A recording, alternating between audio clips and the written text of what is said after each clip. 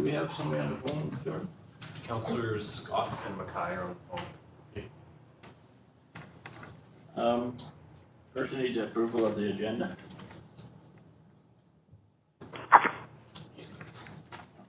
Recommendation to council adopt the agenda of the October 16th, 2017 regular meeting of Council as presented.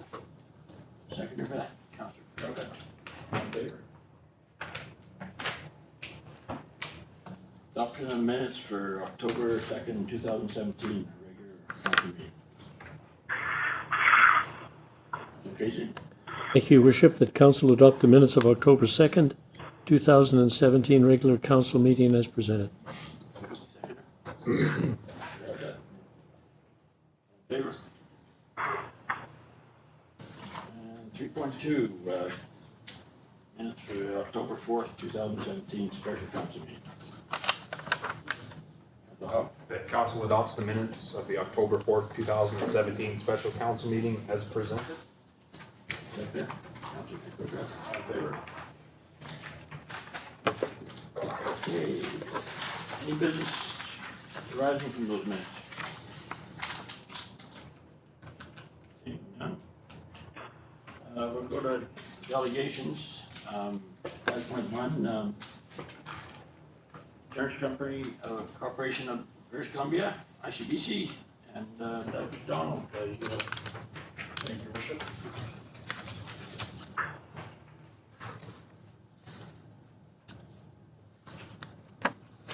Welcome. Thank you, Your Worship, and Council as well. My name is Doug McDonald. I work for ICBC. I've been with ICBC for 25 years, and part of that time I was in claims, went into road safety for about 10 years, and then was in claims and did injury adjusting for the last 12. And just last year I came back to working in road safety. When I left road safety 12, 14 years ago, distracted driving wasn't an issue. You looked at distracted driving 15 years ago, it wasn't about cell phones. It was about noise in the vehicle, children in the background, talking too loudly. That was what distracted driving was. Years ago, some of you will remember what our cell phones looked like. So this is what a cell phone would look like. No games, no texting, just a cell phone. So times have changed. As the technology has grown, so has the issue. We look at the stats, it's quite alarming. 40 years ago, when we were looking at different things in road safety, we looked at the 1977 Safe Driving Guide. Distracted driving wasn't part of it. It was about impaired driving. Impaired driving used to be the number one. The number one now is speed, high-risk driving. Number two is distracted driving. Number three is alcohol. So it's taken us about 40 years to bring that number down when it comes to impaired driving. Distracted driving is alarmingly the number two killer of people in the province of BC when it comes to motor vehicle crashes.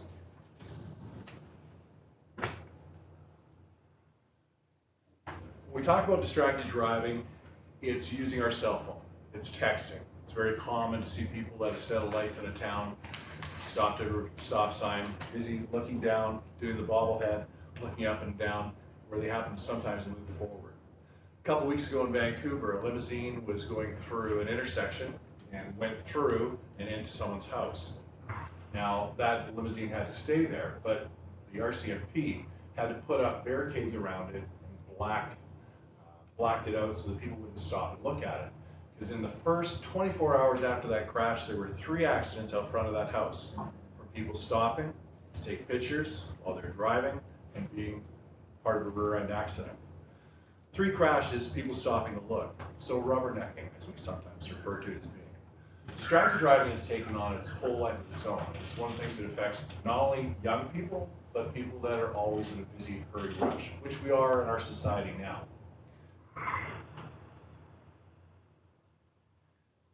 So distracted driving, not only using texting and driving, using your cell phone driving, stopping to take pictures along the way of wildlife, whatever it would happen to be.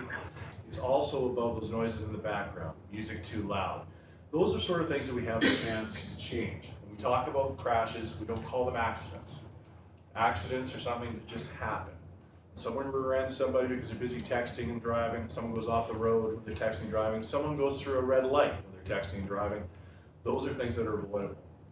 So what we've done at ICBC is we've looked here in the north to partner with communities like Tumber Ridge around the idea of putting the decals that we have on corporate vehicles. The reason for that is to tie in the message around the importance of not texting and driving. So with the decals that we have put on the vehicles, help to Doug for taking that on here, is the idea behind it is to be as a role model, not only in your community, to have those decals on the vehicle, which fit on the windows, so easy on, easy off, don't affect the paint, don't have to worry about the bumpers or anything like that. And it's also a reminder to staff not to use their phones when they're driving. The fine is still $368 for the first offense, but some people don't get the message. It increases substantially. After a 10th offense, you're looking at over $10,000 for tickets and fines. So this is one way of getting the messages with enforcement. But what we're talking about today is the importance of education. So importance of making sure the fact that people of all different areas of the province get the message, the importance about not texting and driving. We have a lot of distance between us here in the north. I'm based out of Prince George. One of the key things is you have a little bit of time on your hands. So it's not anything bad but to pull up the cell phone and check your messages or send a couple texts because everyone's busy. There's no excuse for that. We need to put the cell phones away, put them in the glove box, put them in the trunk. We have to stay away from them. We're just tempted to get to them. Pull those things out of the reach of our hands so that we're busy focusing on driving. Because we know this time of year, we've got the winter months coming, we've got animals on the road, we've got winter conditions. It's important to make sure the fact that we're out there and we're being safe. You're 5 times more likely to be involved in a crash if you're using your cell phone. One of the big key things here is that, like I mentioned 15 years ago, it wasn't an issue. People didn't carry their cell phones like this around with them. They only used them when they needed to. And the same thing we should be doing now. So there's a number of things people can do. They could be good role models by the fact of not using their cell phones when driving, pulling over to where it's safe to do so, pulling over to a rest area, letting people know that they're not going to be on their cell phone and they're going to check messages when they get to their destination.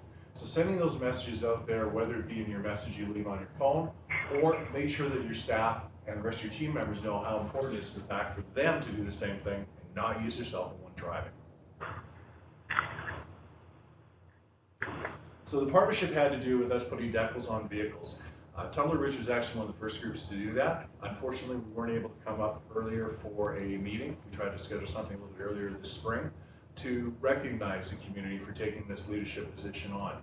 It's important that as communities we take the leadership role to make sure the fact that we not only walk the walk, but we talk the talk as well. It's important to make sure the fact we get the message across to everyone. So tonight, I'm here to present a plaque on behalf of ICBC to Mayor and Council regarding participation in the program. It's another step in trying to get people to understand the importance of not texting and driving, not using your cell phone when driving, and to focus in on your driving. And I've also got, for everybody in the council, these are stickers that go on the back of their little, it's like credit card holders, but they're for your business cards as well. You put them on the back of your cell phone, so there's distracted messaging on that as well. Any questions, Your Worship? Thank you for that. I know myself, I had to learn that I couldn't do both, so I don't do them both now anymore. So I do pull over if I have to use it. Yeah, it's, you see it all the time, especially down in Vancouver. You're on the phone all the time. It's definitely a big problem. Does council have anything that I'd say? Really appreciate you coming up and doing this. Thank you. I'd also like to just point out that it's also National Teen Safe Driving Week this week here in Canada. And so tying in that message, we're actually going to be giving out reflectors to the students at the high school tomorrow, along with the RCMP, and these fit on their jackets or backpacks, so it makes it a little bit easier to see them because as we know, it's starting to get dark a little bit earlier, and it's a good way of them being seen a little bit easier. And also doing a few presentations at the high school while I'm here in town, so very, very happy to be here. Thank you again. If it's possible, we can get a picture of you folks representing the plaque team.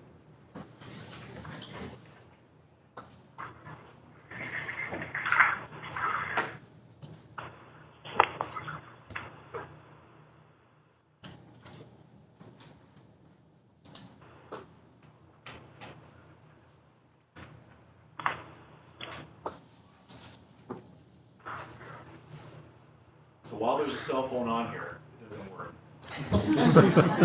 Don't take that with you. It's meant to illustrate the importance of distracted driving.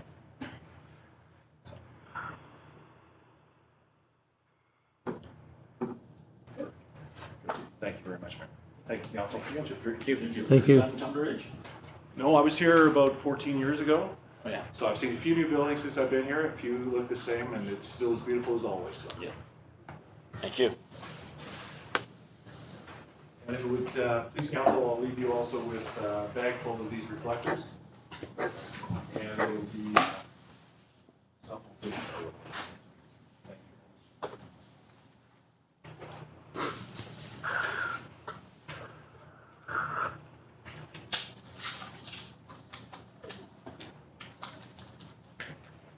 Thank you. Thank you.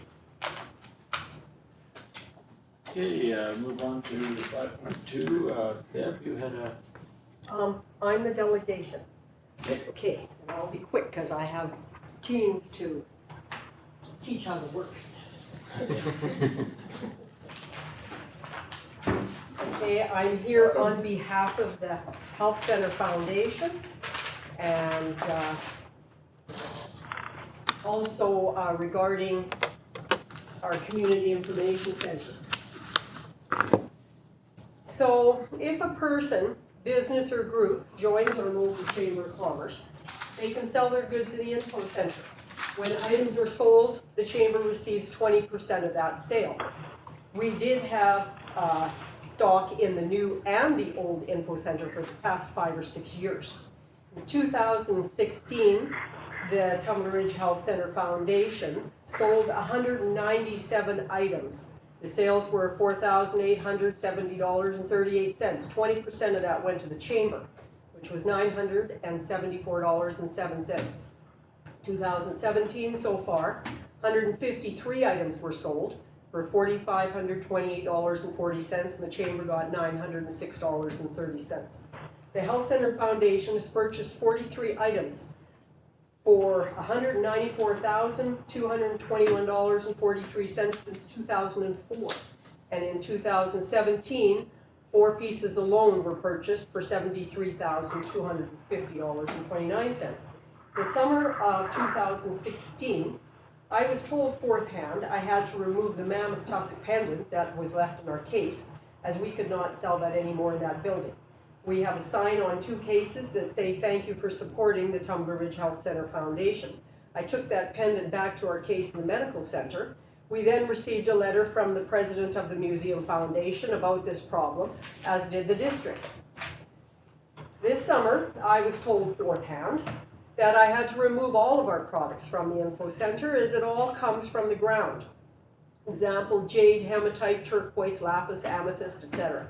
I said I wanted to form a letter to the Health Center Foundation as to why we couldn't carry our product to sell in our local info center. I was told this person wanted my email address so they could send me a list of what can be sold in our info center. I didn't give them my email address.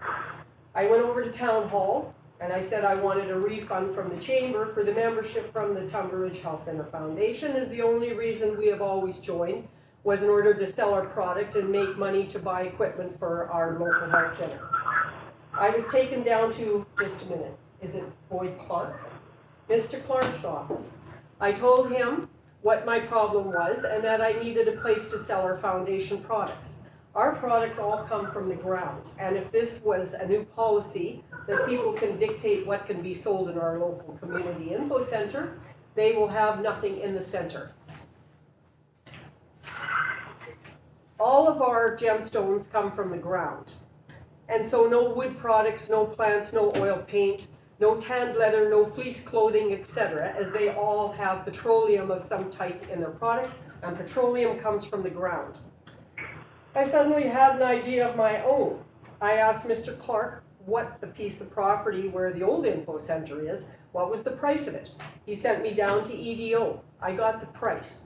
I went to see the CFO and asked what the taxes were. She wrote that down for me. I went back to see Mr. Clark. I said I wanted to buy this piece of property right now. He said that there was a problem. I asked him what kind of a problem. He said that the Geopark wants it. And I asked if they wanted to buy it, or did they want it given to them? He said that it was up to council. I went back downstairs to EDO and asked about another piece. He wasn't sure about that one. I left. I just want a decision from council on this problem, as I don't want to order $5,000 or $6,000 worth of stuff like I usually do and get stuck with it. So that's what it is. And I'd also like to say thank you to Aaron and Gladys, who do a really good job over there promoting our town and selling everybody's product that's in there. So that's it. And I see there was a thing here from maybe last week. So, what does it say? Topics included growing the tourism market by working with businesses, diversifying the visitors' operation, and maintaining the geopark designation. Also in the paper, I found from 2014, it doesn't say anything about selling stuff like that in the info section. So that's my problem. That's our problem. And it's not really a problem, it's just that we won't raise as much money as we have been doing, selling $1,000 a month over there, and they get 20%. Thank you for that. You've raised a few different issues there. And the selling in the big center is not something that council gets involved in. It'd be more with that chamber issue that you'd have to deal with. Well, yes, I guess so, but I was told that it came from another person in the chamber. And so that's why I acknowledge that person. I have had, anybody could come to our meeting and tell us a problem, but nobody comes. It comes fourth hand to me. I'm just a person that does the books and does the ordering, right? So I don't get it. Well, I think I'd recommend that you talk to the chamber about the selling. When you're talking about the building over there, that's a different issue. That's right, because I thought, well, I would buy that and I could have started up a business like I used to have and put that stuff over there. But that didn't work out either, so. Ready? Councilor Howe? So I guess my question would be to, first, two questions, and both of them would go to Mr. Wall or to his staff. You know, what does this jog any memories? Is there any thought on this of, you know, somebody coming in trying to buy a building down here and we say no, we're not going to give it to anybody because the geopark might want it? Like, I don't recall the hospital foundation trying to buy that land, but we did make council aware that there were other businesses interested in that land and setting up businesses there. It was in the report on that building. It was staff's recommendation that we enter into an expression of interest for that building, which we did. Nobody submitted on the expression of interests, or nobody the council wanted to work with. On the second report, and these are, you know, a number of reports, so I'm gonna have to double check. Yep. But on the second report, we also said that there were businesses interested in that area, and we recommended to council that we should go for an expression of interest. After seeing a presentation from the geopark, council decided not to go down that route. Council decided to go down the route to see if they could take over the building because they're gonna make improvements on it or whatever. So I was not aware that the health center was interested in Hold on now, it wasn't the health center, it was me. I went to Mr. Clark and I said, I want to buy this property right now. And he said, there's a problem. I said, what's the problem? He said, the geopark wants it and it's up to town council to make that decision. So it wasn't them buying it, it was me buying it. So I was unaware Mrs. Forney Forney was planning to buy it, but it's consistent with what we've told council, was that there's businesses interested in this place, and we'd suggested that we go to a public process to see what we can get there, and council decided against that.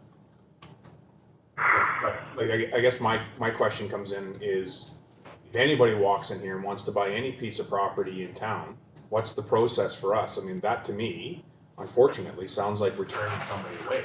I would love for Ms. Fournier to own that building and take that off our hands and all the issues we've had with that building if we're gonna get tax money out of it.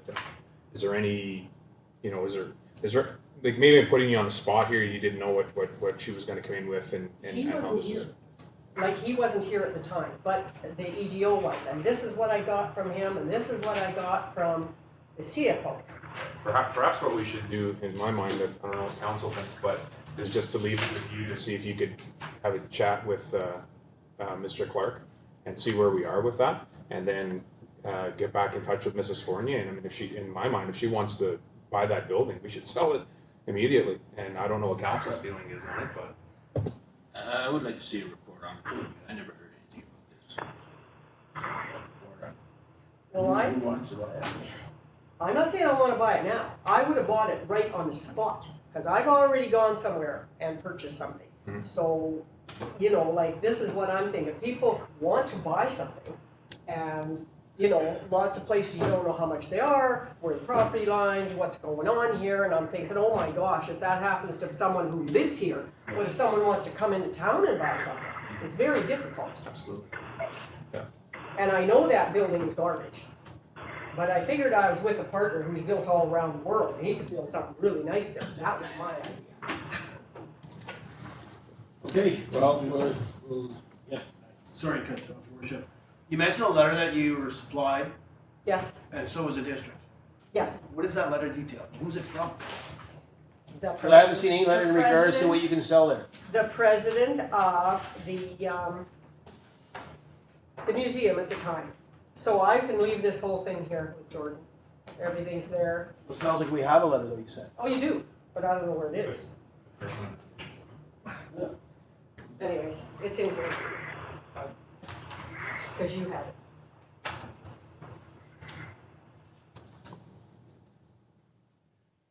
Okay, well, we'll look into this and see what we can do. It's kind of a surprise, really, it wasn't on your sheet here.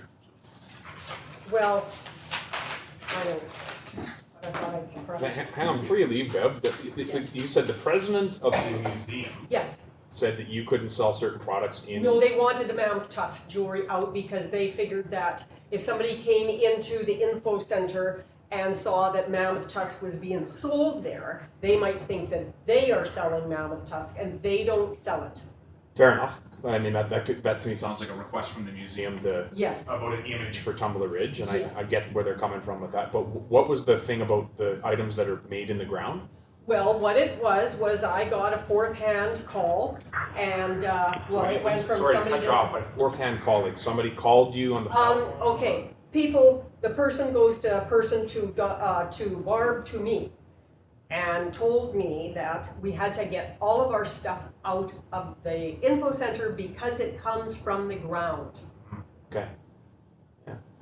So in my mind, when you get a letter like, or a call like that, it's nothing really to go on? Like, you'd need an email or an email response Well, that's from what I them? asked for. I would like a letter to say what, like why. This town is built on getting products out of the ground, so. Yes, it is. I don't understand why we can't sell Yes. amethysts or whatever. And every piece that we sell, there's a write-up of where it comes from, whether it's BC or Brazil or Ontario or whatever. And it's sold everywhere. I've sold stuff like that for 30 years. I've never heard that before. Okay, Thank you. I'm early. Okay, see ya. Thank you. Okay,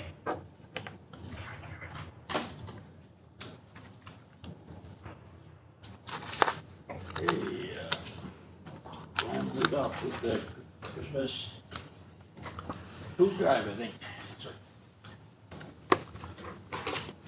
Welcome.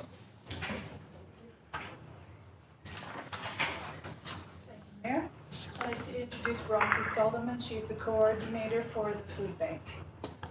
Food man. This year, we're requesting that Mayor and Council will consider doing the food drive in November. That will give us a chance to get the food sorted so we know what to order in December. We talked about the fire hall and the junior rangers, and they said Wednesdays would be the best evening. And preferably, I've given 2 dates that we'd like you to try and work with, the 15th or the 22nd of November.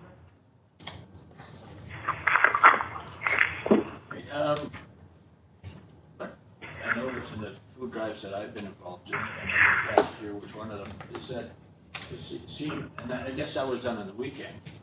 It seemed a lot of people weren't home. So this is to me, this is a real improvement on membership.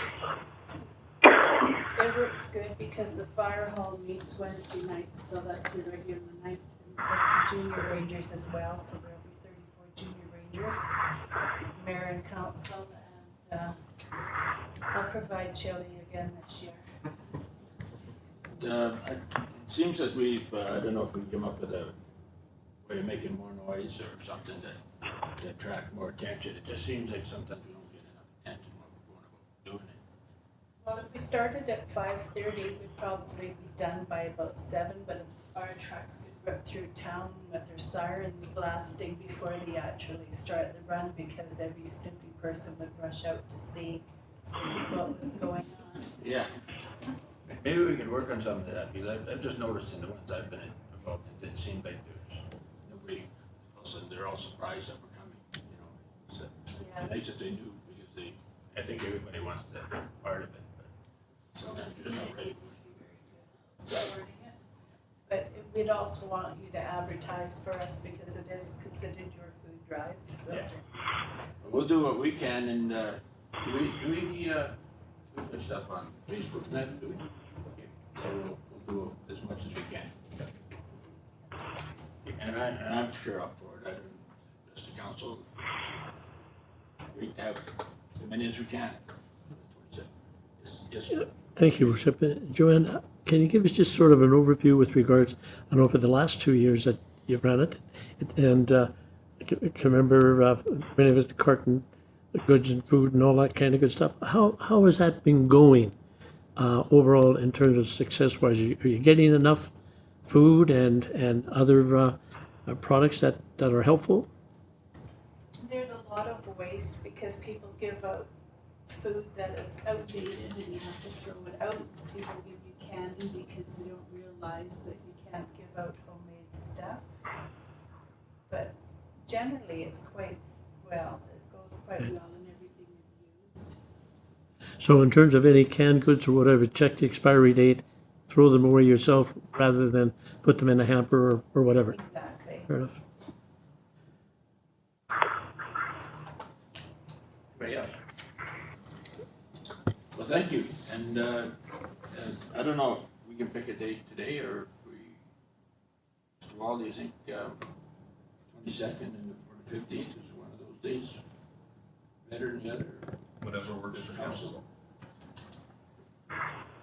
Council have any, the day that they'd rather be there? 22nd would be better. What's that, 22nd would be better. 22nd? I'm out of town.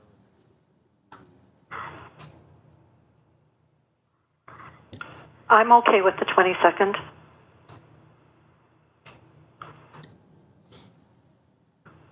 I'm good with the 22nd.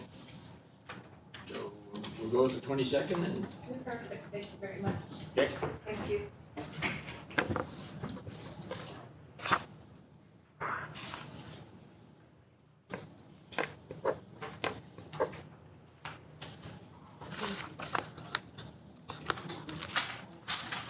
Yeah, it takes us to the Murray River Cove project. Letter from Bob Zimmer, which really appreciated. Yes, John Streety? I would move for information, Your Worship. Second for that. All in favor? Okay, recreation vehicle closure.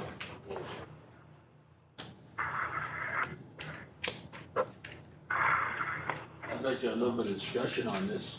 I got it scanned, so. Okay.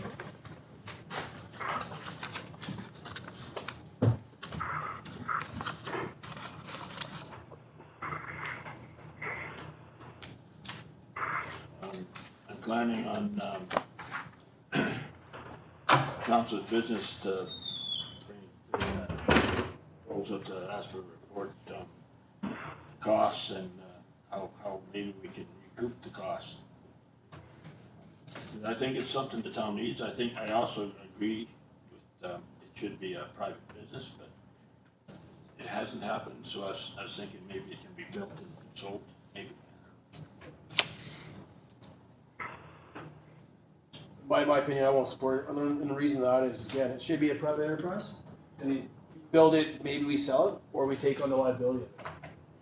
And again, it's, whatever comes back in as a report, I mean, to me, it's a fenced compound, it sounds like a dog park. that was a huge discussion in that too, so I will support it. To me, that should be a private enterprise if somebody wants to do it. I know businesses in town that were doing it, and couldn't get people to pay the storage fee. So unless the district's gonna undercut other people to fill their storage area, I just see trailers and that parked in front yards and stuff like that, just because they don't have room to put them. I think it's something that town could use, most towns have, but there is a shop done privately, for sure. Could I voice something? Go ahead, Helen.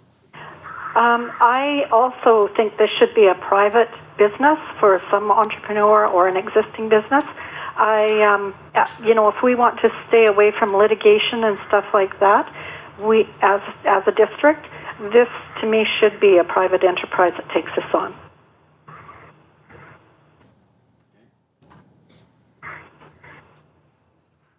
Anybody else? Alright.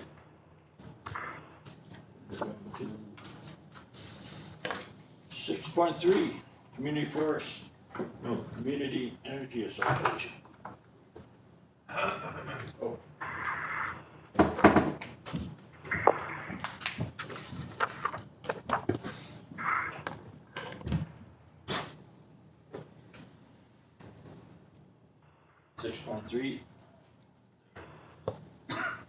Community Energy Association. For information, Your Worship. Seconder, Councillor Hall, all in favor? Okay, Ridge Halloween bonfire. For discussion. Seconder, Councillor Gravel. Go ahead.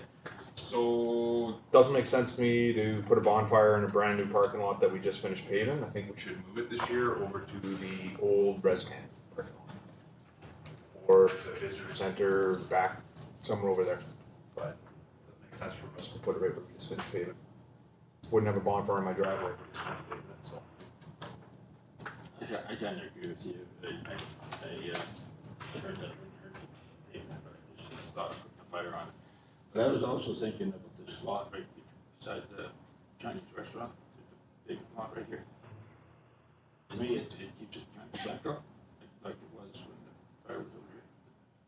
Sitting on the lot there, I think would be a good spot. I think that we own that, don't we? Yeah, just right here across from the town hall. Kind of like that idea. I like to keep it as local down here as we can. Maybe there's a reason they put it on the parking lot in the first place, is for cleaning up the sand or the fire debris, or they have 3 fires downtown when they usually do it. I don't know if we can fit 3 fires in over here where we're gonna do it, so. And I don't know what, is there any duct work or wiring or anything in the ground that we gotta worry about over there, burning something up, like. I don't know, maybe we ask the fire department, which is a good spot to put it, rather than trying to figure it out, let them give us some options. Does everybody on council agree with not having it on the new pavement? Yeah, I kind of feel the same way. I think we've got a lot of options and places we could have it, and the one by the Vic Center is a fantastic option. That's a nice flat area up there, lots of room, a little bit of grading if there's snow there. Absolutely no problem getting people up to park close by or whatever. It seems to me like the most logical spot rather than on brand new pavement.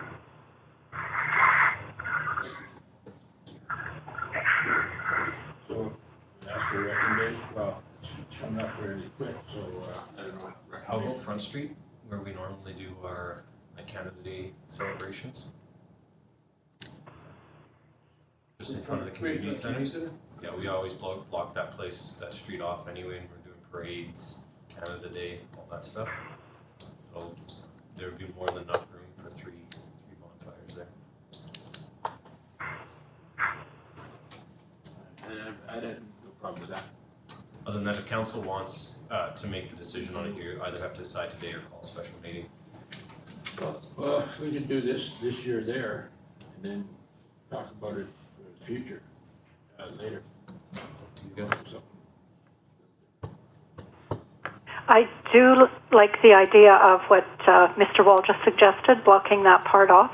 I think the whole idea of bringing everybody to the downtown core was what the idea was, having it in the Shop Easy parking lot.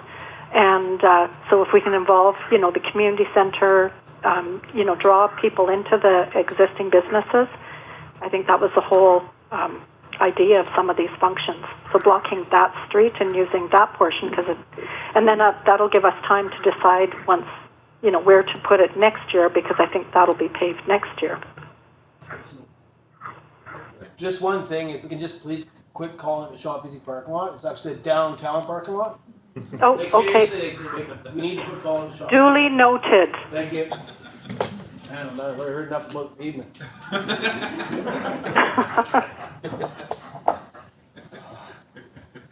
Okay, so what do we need for this? There's a recommendation on 6.4. I would just change it from the downtown parking to wherever it is you want to put it. We wanna go with Front Street? I'm fine with that, or even out west. I know the idea was to keep it downtown. I know they did try it one time down at the community, back in the community center, and it didn't go over well. So I just think you have to be careful when you move it. It's about getting all the kids off the street in a safe environment for hot dogs and all that. To me, I think it's too close to the rec center and the Shop Easy there. Let's say Shop Easy. Yeah.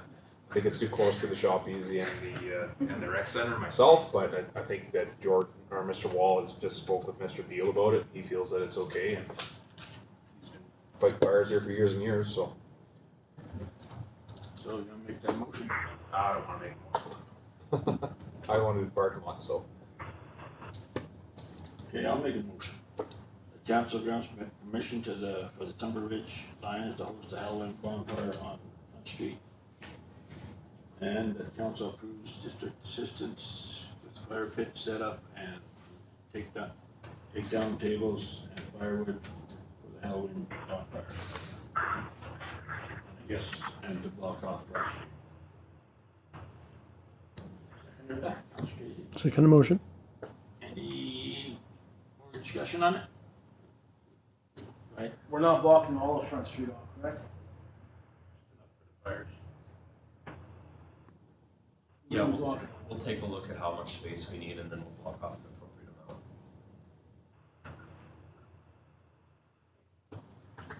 So I'm not ruling out blocking off all of Front Street. I don't think it will take that much, but we'll figure out how much space we need and we'll block off that much.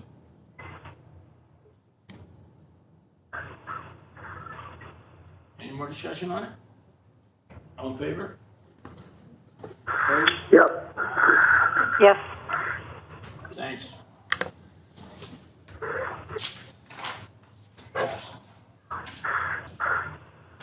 Okay, 6.5, the Royal Canadian Legion. Recommendation there. Councilor Casey. I would move the recommendation, worship as presented. Okay, seconder. Councilor Cherukka. Any discussion on it? All in favor? Opposed? Okay, no bylaws, new business, 8.1, Tumber Ridge Visitor Information Center Management. Was a tabled motion. Do we have the motion read out? Yeah, you want me to read it? That the District of Tumber Ridge enter into a 3-year service agreement with the Tumber Ridge Global Geopark beginning in early 2018 for management of the Tumber Ridge Visitor Information Center. And I propose an amendment to that. That's on the table and it's seconded, right? Yeah, so you just lift it off the table, which you've done, so it's open for debate now, and you can move amendments if you wish. I'm gonna make an amendment to that, that council authorizes myself to off of the Tunbridge Chamber of Commerce, $30,000, which is business license fees in 2018 in recognition of benefits that the Chamber of Commerce brings to our community. And also to work with them and come up with something that'll work for them. The way of them surviving.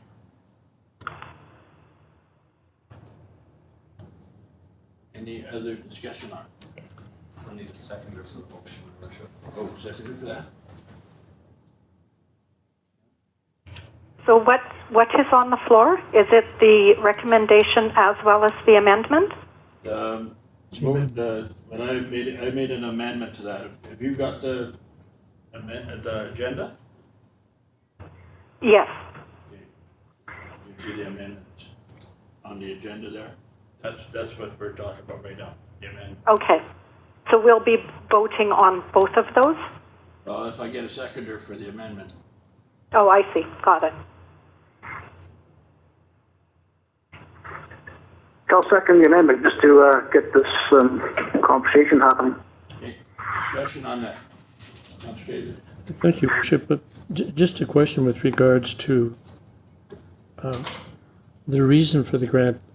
And I'm just thinking in terms of other community groups and organizations that provide services here and so forth. What, if anything, do we do with them in terms of requests and so forth? And it just seems to me that it's not clear to me why we're doing this. Is it because they're going to be upset with us? No. And so forth, or what? It just... No, it's just something that we've always done. So we've always given the chamber the business license fees for help them stay in operation. And right from the day one with the chamber. I don't know with the Vic Center contract now. That was part of it, but it was before the Vic Center. It was always part of it. Councillor Howe. But that's not what it says. It says that we're just gonna give them $30,000. It doesn't say, business license fees. It would have been a lot more clearer if your recommendation had said business license fees. Yeah, it should have been. That's always been the number that we always figured. And, to add on to that, so they already were getting the business license fees previously to running the geopark, previously to running the Vic Center. So now the Vic Center is going to get, what, $150,000 plus $30,000, so now we're $180,000 to have the Chamber of Commerce and run the Vic Center, where before it was $150,000? Wouldn't it? I've just talked with Chamber here. I haven't entered into whoever else is in the Well, I'm opposed to the motion the way it stands, because it looks like to me that we're gonna spend $180,000 rather than $150,000. We've been talking for years and years that we need to come up with, at some year while we're doing our budgeting, an opportunity to save money here. And it seems like to me that we don't ever take that serious. We always say next year we're gonna do it, next year we're gonna do it. And they're starting budget discussions already, increasing a budget by 20%. So to me, I'm not in favor of doing that at this time. Yes. So just on that, I'd like to know where this $30,000 of business license fees came from, because I actually did come in and ask, and I believe in 2017 so far we have 25,000. Is the number I got from Mr. Wall. This year so far, we're at 25,000. Last year, we've been at 26, but there's a number of years past where we were at 30 and above. So just on that, I actually went back to try to watch the video of the special meeting that we had, because I believe, and I know she's in the room, so I believe when the delegation of the roundtable, there was a question asked of what their base would be to run the chamber. I believe it was 45,000. Was the number that was thrown out. Or 40,000, somewhere in there. So I'd like to know where this 30,000 came from. So I've had some kind of discussion, and then my other part of that is, I heard there was a meeting here with Chamber. Is that where this $30,000 came from? Because I heard there was only certain councillors and yourself. But It's a discussion, and I stated that right. there's things I wanted to know. Anybody here could have said there's things I wanted to know, and I asked the question. When you, that's it, for sure, anybody can talk with them and get information, which I've obviously done all week. But I heard it was councilors were also involved. Rob was there. So I'm just curious if that's where that number came from, because I believe she said it was $45,000 to run the chamber. The number came up as what we've always given them as business licenses. Now it might not have been quite 30,000, I guess. Right. So we've always given them business. Business license. Okay, because I want clarification from staff on that, because I asked that question and staff told me we weren't doing it. So I'm curious, I've got one saying that we have been giving them license money, but then I asked that question because I thought that's what we always had done. And when Mr. Casey, I was not on council, when Mr. Casey tried to get the chamber running, that was one of the discussions that Mr. Casey had in regards to the business license. I'm not gonna say it was all going to them, it was an 80-20 split or whatever, we had that round table with Mr. Casey, as a business owner. So contacted Mr. Wall, he told me we weren't doing that. Okay, so there's a whole bunch of issues involved in this. So the chamber has for over a decade received some amount from the business license fees. However, there needs to be an understanding that there's a political understanding of where money is given from, and there's an administrative understanding where money is given from. Administratively, the chamber has never received business license fees. That's never been the case. What's happened is council has over time set an amount based on business licenses which they wanted to give them. So that amount has changed for, I believe the first time this happened was in the 80s, or early 90s. So that amount has changed. Now, prior to the chamber running the Visitor Information Center, $30,000 was given to them in light of business license fees. So that was the amount that had been given to them. Now, where this gets very confusing is the chamber in their presentation, now this is not this iteration of the chamber, it's the previous chamber, came to council and said, we are going to run the new visitor center full-time. You're giving us our visitor license fees, so that doesn't actually count towards the management of the Visitor Information Center. So that was a political sell to council, political understanding. From an administrative point of view, they'd never been getting those, and they weren't given an amount above a grant to operate the visitor center. They were given an amount to operate the Visitor Information Center. So you'll find nowhere in our documents that we signed an agreement giving them X amount of dollars for the business license fees plus an amount over that. So this tie to business license fees has always been a political tie. It's never been an administrative tie, so that's where you're going to see some confusion on that. As far as the costs that go into running the Visitor Information Center in the chamber, you're going to be looking at generally the same amount no matter which group you choose to go with. You've got this option here, which Mayor McPherson has put in front of you. You can accept it or not accept it, where there's extra money going to the chamber, and then you've got the proposal from the Geopark. Again, accept it, don't accept it, but the Geopark has said the money that they earn from the sale in the visitor center will be reinvested into the operations, which is about $30,000.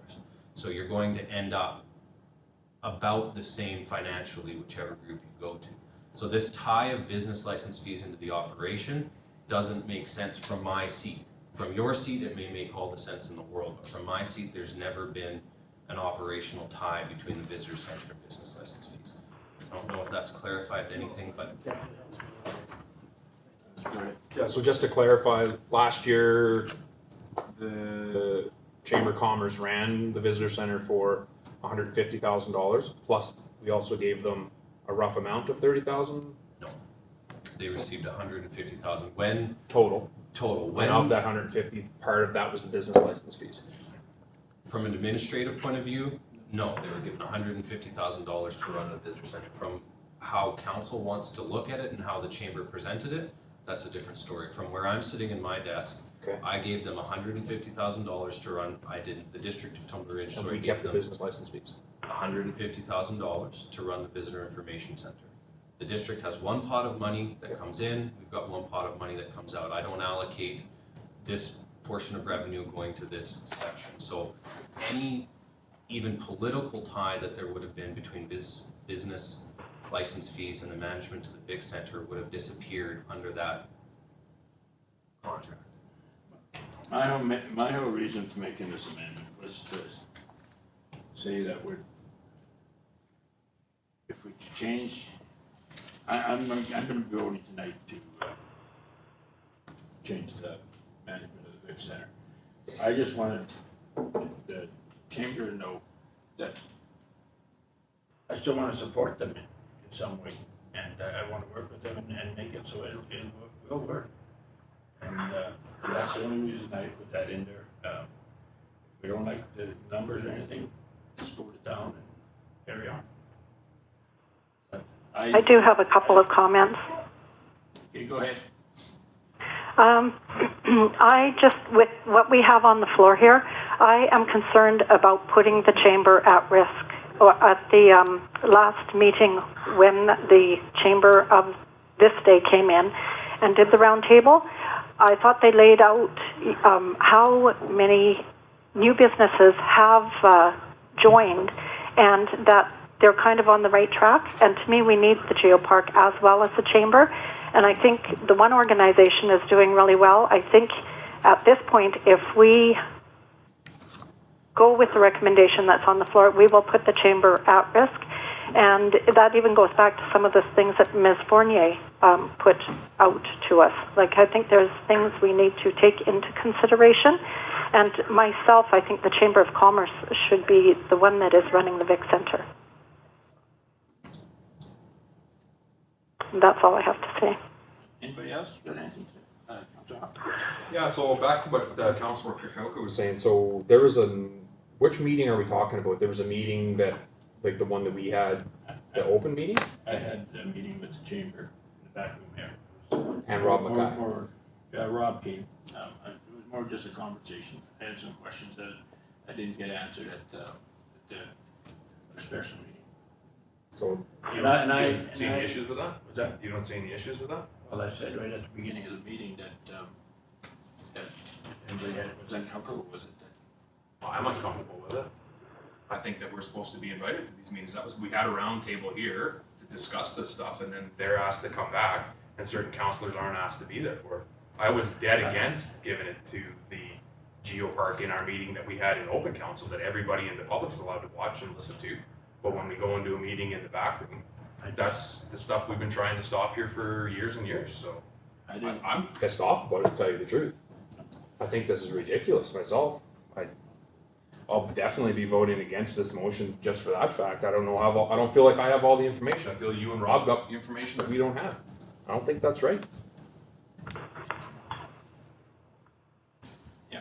So anyway, a couple more things. One, I'd like to ask Mr. Wall, video, am I missing it online or has it been taken down? Because I was trying to look for this, like I see this 30,000, I seen it earlier in the week when I got my agenda. Look for this video to find out what Donna had said in regards to my question of running the thing, and I did try to touch base with her on the weekend to get it cost, but she was busy as well with the other stuff, so I wasn't able to get in contact with her, and I was at town this morning. So has the video been taken down? It's on use. I must be missing it then, because I looked up on there and I couldn't find it. I know it's on Ustream. The YouTube video was taken down, Councilor Kirkowka. The Ustream video is still up. Okay, so it's on YouTube, that's where I'm at. Yeah. So why is it off out? Normally they're always on. That was my decision. So I do have a concern, and I was trying to bring it up and got off track in regards to this meeting. I don't feel like I have all the information. I will definitely not be supporting this motion. I think anybody can have a meeting. We just had a discussion. You can have a meeting with whoever you like, and so can I, and so can other councillors. But I think when we start inviting certain councillors, and they can attend, people are getting information that we're not all here or getting at the same point to make decisions with taxpayer dollars. When we talk taxpayer dollars, if we do $150,000, it's not in the main recommendation, it's a $150,000 contract, but it is here in our paperwork and our staff report. So it's $150,000 for them to run it, for the Geopark. Another $30,000 to the Chamber of Commerce, if that's even enough to run it, because I believe her number was 40 or 45. Now we're up there at $200,000 to run the Vic Center and have a chamber in Tumber Lake. Or you can have a chamber run it for $150,000, but you still have a chamber and a Vic Center, and still a geopark. So I won't be voting for it. And at some point too, are we not gonna also have to look at funding for the geopark to do what the geopark does? Not just run the Vic Center, like this isn't it for the geopark, that's your 150 grand, but wanna do your thing. They're gonna run the visitor information center, but they're also gonna be looking for money to go forward this year with their programs and their trails and their this and their that. So we're gonna end up giving them more again, right? Muddy the waters even more. I think it was told us, to us right at the beginning that the geopark wouldn't be looking for any funding.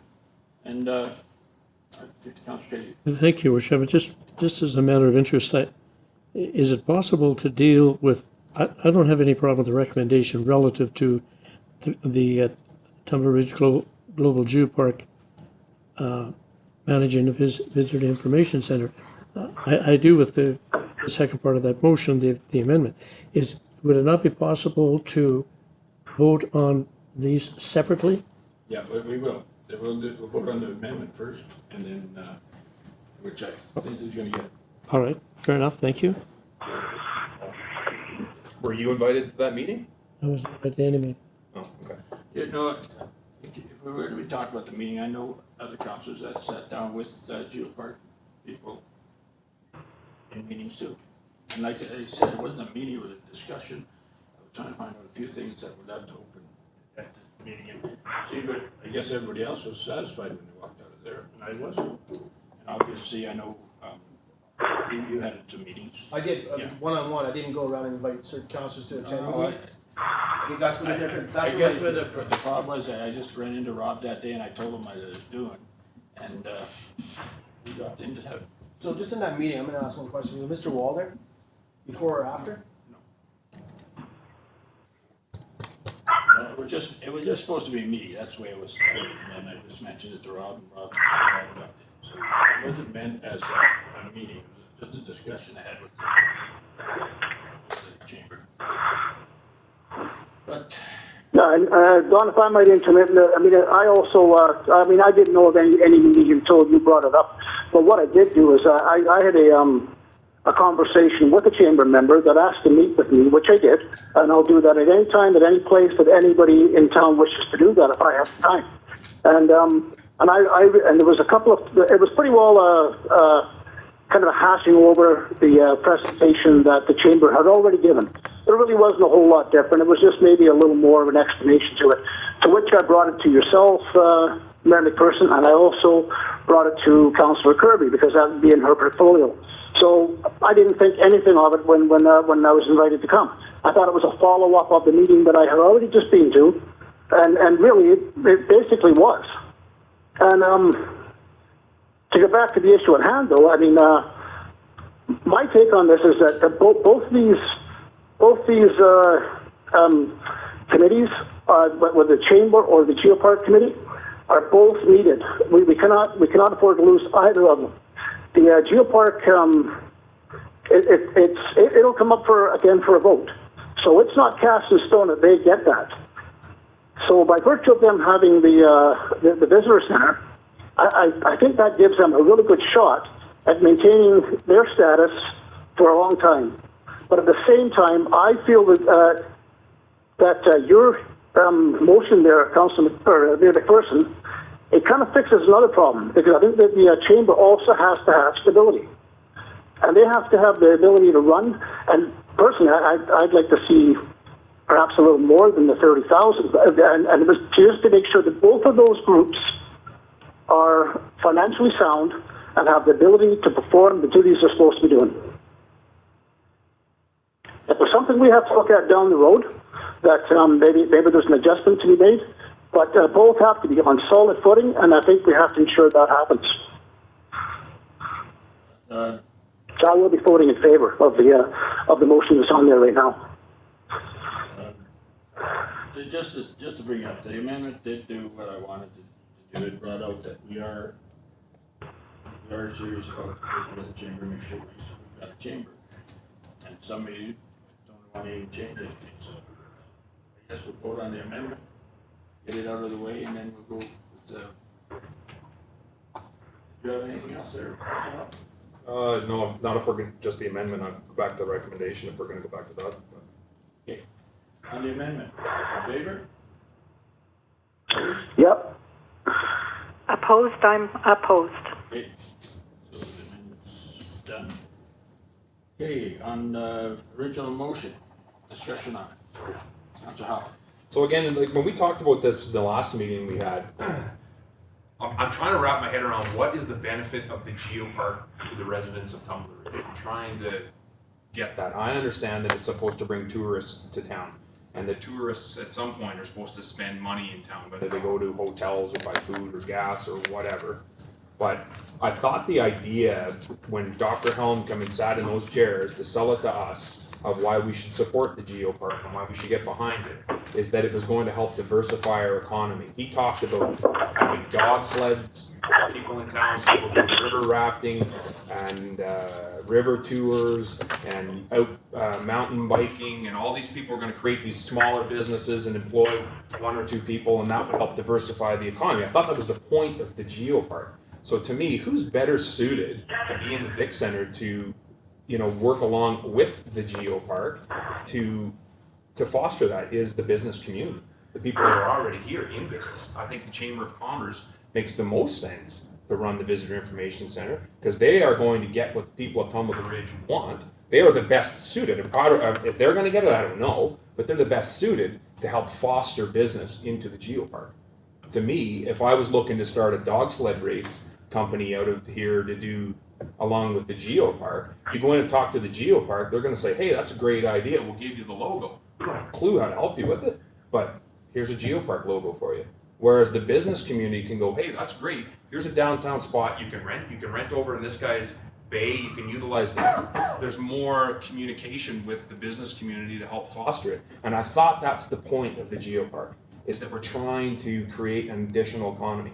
If we go with just the geopark running the Vic Center, I don't doubt we're going to have even better trails and even more fantastic areas to go to, and they're going to continue to expand and make it better and better and better, which I think that the Chamber will also do in a sense as well, but not in one facet, not only hiking. You know, I could see further expansion with the Chamber of Commerce. So in my mind, it makes sense to be Chamber of Commerce over there running at this point, and I don't see what they did wrong to take them away from running the Visitor Information Center.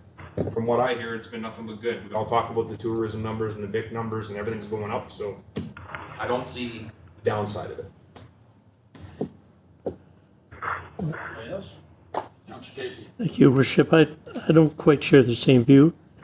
To me, the one is more oriented towards business. The other one I view as being more oriented towards tourism and so forth. And there's overlap and so forth. Working together, I think, is a good thing. But when I take a look at the report here, and I'm just going to go over very quickly, the Geopark has proposed to administration a number of services they could provide as the organization managing the VIC.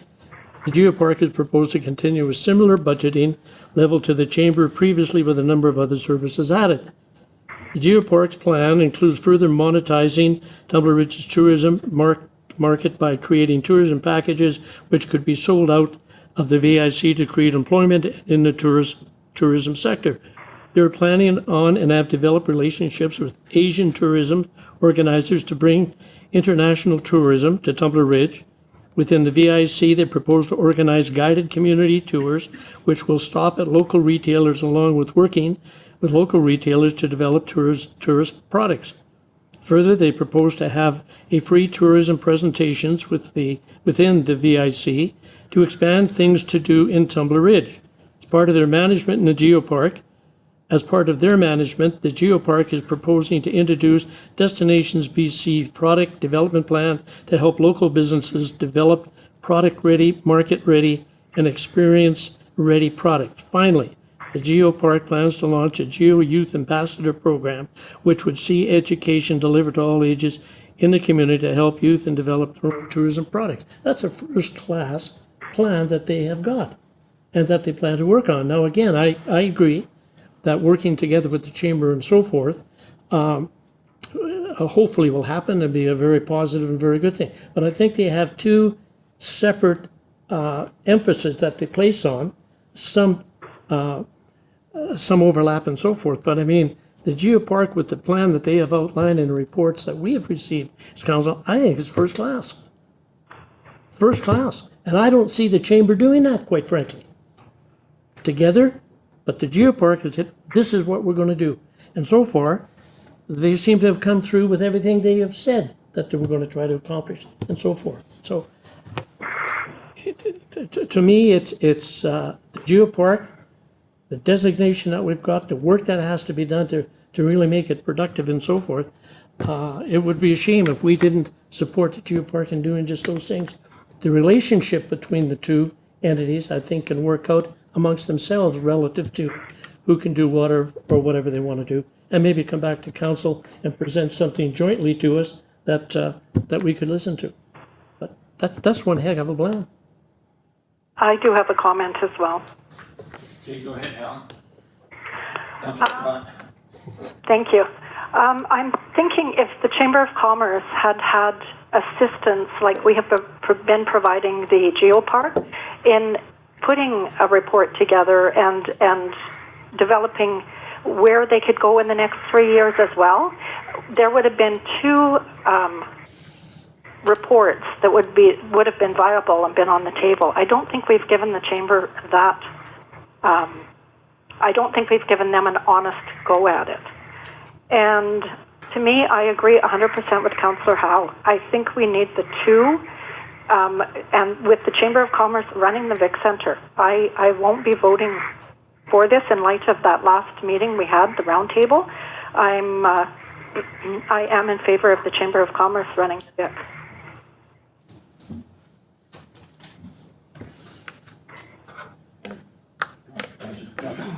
Thank you, Worship. I do have some concerns, and mine still goes back to some of the stuff that maybe I'm not got all the information for. So I'll be voting opposed to this until I can do some more insight. And some of it was in regards to their delegation of the roundtable. Some of the reports that they said they've talked to staff about stuff like that. And I'm not blaming staff for my time not being able to be in here this week. I was busy, but I'm curious on some of that stuff. I haven't had a chance to go through it, and I won't. I'd like to know what the Vic Centre did wrong, or the Chamber to run the Vic Centre. Their numbers are up. They have a mobile archive stuff that they take out. They've been getting the census numbers. It's more or less the same thing that Geopark starts to talk about in here. So I don't know. Yeah, I'm not ready for that section. Go ahead.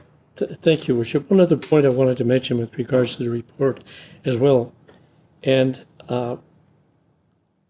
it says, Council on March 6, 2017 directed administration and Mayor McPherson to approach the Geopark to see if they would be interested in managing the VIC.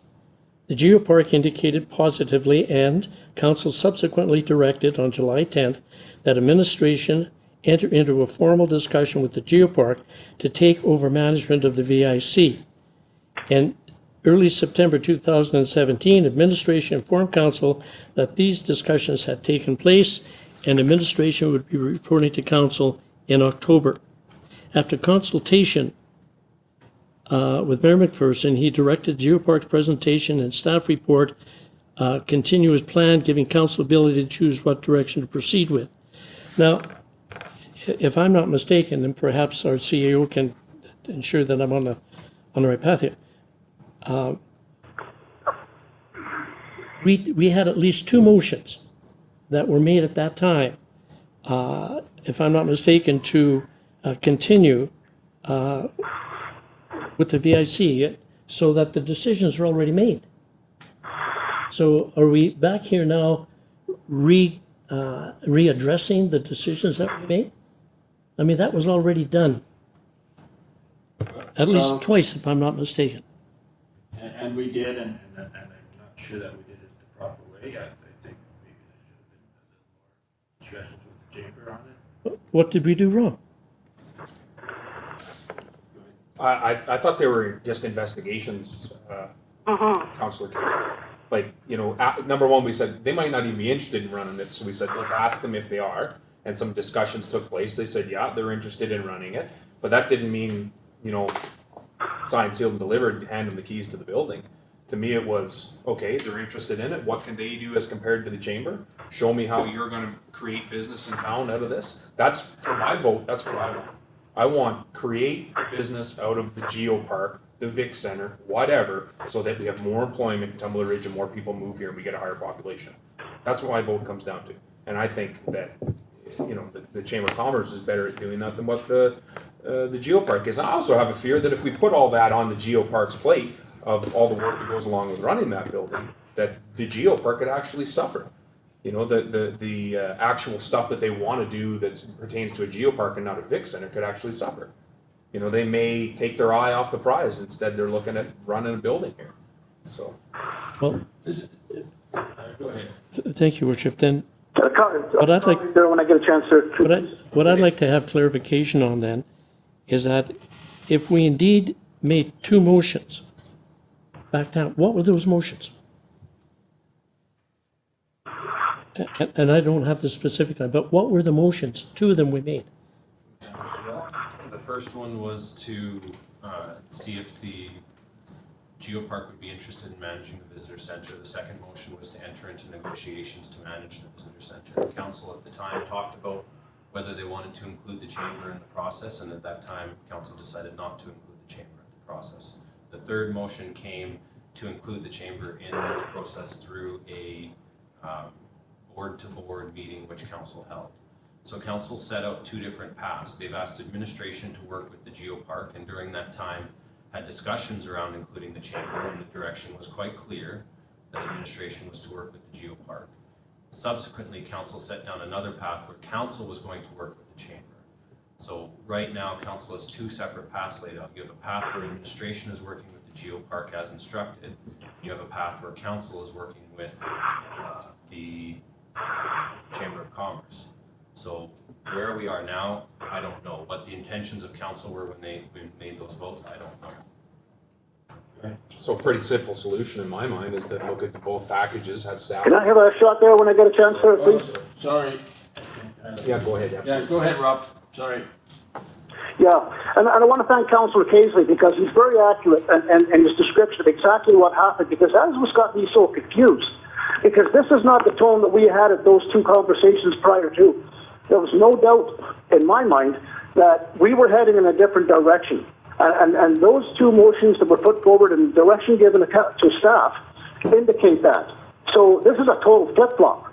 That's what this is. And there's no calling it anything else, because we're heading in another different direction than what we actually gave staff. And there's no doubt about that. So that's why I'm totally confused on what the hell we're doing here. Because this is not what we originally decided on, and we were all there, we've all been part of that conversation. So to come out and say now, totally different, what we said back there, is we're chasing our tails. And isn't that our prerogative once there's further information? Well, what those two motions pretty well said where our direction was headed. So we have just changed direction. That's exactly what we've done. Good. Okay, Councillor Howe? So just the thought is that perhaps we bring it back to staff and let staff look at both proposals and see which way it is suited best. I understand where Councillor Mackay is coming from, but in no point do I enter in negotiations with somebody and say, yeah, you're getting the deal no matter what. That's the wrong way to enter negotiations. I thought we'd look at their proposal. I mean, number one, we didn't even know if they were interested in it March 6th. So we go and talk to them and say, are you interested in doing it? Yeah, okay, well, show us what you can do. So they put a package together. So that means I'm immediately supposed to vote for the Geopark because we've talked to them about it? Yeah, they've got some good ideas, but so does the Chamber of Commerce. Give them an opportunity to show what they can do as well. Put it in staff's plate. Here's what Chamber of Commerce wants to do. Here's what Geopark wants to do. And let staff come back to us with their recommendation, which one they think is better. For my vote, it's not just about tourism. It's about creating money, creating business. Councillor Scott, you had something else? No, that's pretty much, I think we've covered everything. Just recapping, I think all of us are approached by individuals, and I think the whole problem lies in exactly that. When there's individuals from the chamber or individuals from the Geopark just speaking to one or two councillors, everybody is not getting all of the information. And I think that's kind of where the problem originated from. So I think weighing both options out. But to me, we need to look at the organizations, Geopark and the Chamber, and not personalities and stuff like that. It needs to be the organizations and what value they should, bring to us, and moving the district forward. And like I said, with the option that's on the table, I'm fearful that the Chamber of Commerce would be at risk, and we need that chamber for the business and the entrepreneurs. We need the Geopark to promote, and I think running of the Vic Centre falls more with the Chamber. Okay. Yep. And that's it. Councilor McCarthy first. Thank you, Bishop. But I mean, everybody misses meetings. I just wanted to correct Rob. Not everybody voted on that because I wasn't here at the July 10th meeting. Councilor Casey, yeah. Not everybody's going back. Thank you, Worship. I don't understand, and perhaps Councillor Scott can elaborate a little more. What are we putting the chamber at risk? What's the risk? With That they can't survive? It's a business. It's a business organization. Accumulate businesses in town. And they have a high can't survive. ability. They can't survive. I think that's nonsense. Can you hear me? Yes, we can, but we shouldn't. Oh, okay. I can talk to Mike on another level. I can give him a call. Just a second. No, you can talk, but in your turn. You finished there, Councilor? Yes, I'm fine, Your Worship. Time for a martini, I think, isn't it? Yeah. I think it's time for a question, but Yeah. yes, you had something? No, you can call a question. I think we've all pretty much voiced our opinions on the matter. One thing we do have is we've got two good groups that we have to choose from. That's what makes it tough. That's it. Yes. I think they're both doing good jobs. I'm gonna tell you why I'm gonna vote the way I am is because I think business was hurting a little bit, was taking the back seat to some of the stuff that the chamber was doing. And I agree with you that the chamber is the people that deal with business. I mean, that's all we're worried about here, and that would be the way I'd be voting, but that's not what I'm just worried about. I'm also worried about the Geopark, and I think the chamber can put more in discussion that I did have. They do realize there's been some issues, and that we can solve them by being a little more upfront with each other. Attending our meetings a little more often. But that hasn't happened up to now, and that's probably one of the reasons that I am voting the way I'm voting. So, anyway, I'm going to go to the question. And, Your Worship, if I may, the recommendation is the one that's on page 22. Am I correct? It's That the District of Tumbler Ridge enter into a 3-year service agreement with the Tumbler Ridge Global Geopark beginning in early 2018 for management of the Tumbler Ridge Visitor Information Center. Is that the motion? Yeah, that's it. Fair enough. Thank you, sir. Okay, all in favor? Aye. Opposed? Opposed? Okay, so it is defeated. So, Mr. Wall, Thank you, Your Worship. I'm gonna need some direction on this. Should I be that's what looking? I'm just going to ask for. Okay. Okay, so where do we want to go now? Do we want? Well, can I ask a question on that? No, there was an indication given that this be put back to staff again for recommendation. Are we going to go with that recommendation this time? Because it seems like we're like I say, it's going to go on forever. Yeah. Can I ask somebody to come up with a suggestion what we want staff to do? Mr. Turcotte? I'd like to make a comment. I'd like to make a recommendation. Just to Councilor McKay. When I went back in March, and I definitely voted in part of that in regards to having a discussion with the Geopark, wanting to know if they wanted to run the Vic Centre. I wasn't here on the July 10th meeting to say go right into negotiations with them. I would think we would be open to other people running the Vic Centre. It might not be just the chamber and the Geopark. Or does somebody want to make a motion at the chamber? Yeah. That's not that wasn't the flavor of the conversations we had, though, right? I mean, that's just need to refresh our memories on. I mean, there was a thing we all talked about the Love program. That was something that was a little bit of a dissatisfaction vote, and that was, I think everybody was there. Okay, But anyway, okay. somebody want to make a motion that the chamber rent the big center. We want to ask staff to look at this again and compare both options and come back to us with another report. We've got to do something. Yeah. The contract ends here in January, so. And that's what I think we should do. I think we should look at both and see, weigh them out. But again, you got to have, what is your scale of weighing them out? To me, and I'm adamant about it, is who can create business in Tumbler Ridge. You said that you would rather see the Geopark do it because you think the other group isn't doing a good enough job of helping business. That's what I. Right. But what is the benefit of the Geopark running the big center as compared business-wise? Well, how can they generate, you don't? I think it takes something off the plate that the chamber has been spending a lot of time on, which is tourism. Right, and I think the same thing for the Geopark. This also takes it off of their plate, so they don't have to run a big center, so they can focus on, they can still bring Asian tours in and monetizing Tumblr's tourism mark by creating a tourism package. They can still do that with the Chamber of Commerce, but.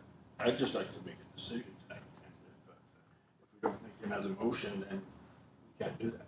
Yeah. I can't. Mr. Wall. So council has a number of directions in front of you, so you've defeated this motion. Ultimately, you have to decide who's going to run the Visitor Information Center. If council's not prepared to award that contract to the Geopark tonight, and you're not prepared to award that contract to the chamber tonight, council needs to think of the process you want to go through. If you want staff to handle this, our recommendation is that we should go out to a public process with a scoring method established beforehand, for which both or any proponent is able to be aware of what the scoring criteria is going to be. If you do that, however, you're also going to be opening up to any private enterprise that wants to come in and run it. So you may end up with a external group, a for-profit group outside of Tumbler Ridge, being the leader of that contract. So you have a number of options in front of you. Council, I would strongly suggest that you guys this time sit down and think about the process you want to go through, because this has been a long one. The chambers, the administration's contract with the chamber to manage the Visitor Information Center is already expired. And so we need to know what we're doing here, and I'm sure the Visitor Center, the chamber and the Geopark both want to know what this process is going to be. So if council would like a report on what selection methods you could look at, we can do that. But I would strongly suggest, in the strongest possible terms, that this is not simply turned over to administration to weigh one proposal against the next proposal. That would be putting us in the middle of a political fight, and the reality is no matter what we put in front of you, I don't think it's going to change anybody's mind. I think that we've had the proposal from the chamber, we've had the proposal from the Geopark, we've all heard it. We don't seem to want the one from the Geopark, so I think it's pretty obvious what has to happen next. That's all. I'd actually like to have them in my hands. I'd like to have the proposal from the Geopark, proposal from the chamber, and if that means that, we each have to read them and have our own decision on it when we come in, then that's what it does. We're missing a councillor member tonight. We had a split decision. If she was here, there would be We wouldn't have any worries. there would be no words. It would be one way or the other, right? So to me, if I could have them in front of me, because I don't have the one for the Chamber of Commerce. The only information I have from the Chamber of Commerce is the one where they sat here in front of us and had a screen presentation. Maybe I missed that meeting or whatever, but to me, that's where I'm at. Councillor Casey. Thank you, Worship. Just for clarity, and I certainly don't have any objections to Councillor Howe's request and so forth. I think that would be valuable information. But in terms of giving those two reports, is that different than what you have suggested? Coming back with options? Did I understand, Jordan, you correctly? So my suggestion, I wouldn't say suggestion, one of the options I laid out was that council asked for a report on how you can move forward on this, and that would include a number of different options. There's no written proposal either from the Geopark nor the chamber. You have two PowerPoints that you can look over. You could request written proposals from both the Geopark and the Chamber to see what's gonna go on and happen there. That would be one of your options. I think that flows, That works for me. works for me. Big motion to that, okay? Yeah, I'll put that motion on the floor for debate. Second, Bet? Any discussion on that? So, Let's just clarify, the motion would be that the council, or that council requests the Tumble Ridge Chamber of Commerce and Tumble Ridge Global Geopark submit proposals for the management of the Visitor Information Center. Yes. And would that go out to the board so that everybody in each organization is aware of that request? It would go to the president and the manager of both. What they did with it from there would be up to the organizations. Right. Okay. any other discussion on it? So, not to muddy the waters again, but I'm forgetting about anybody else. Is there anybody else that we would ever look at running the visitor information center? Would this be something that would ever go out to public? Like, I don't know the answer. I hate to ask the question, but I think these are the two groups that qualify doing that big center right. And I don't know, I think I'd like to see them both really strong in town and tell you the truth, I've only got small issues that made my vote one way or the other. So,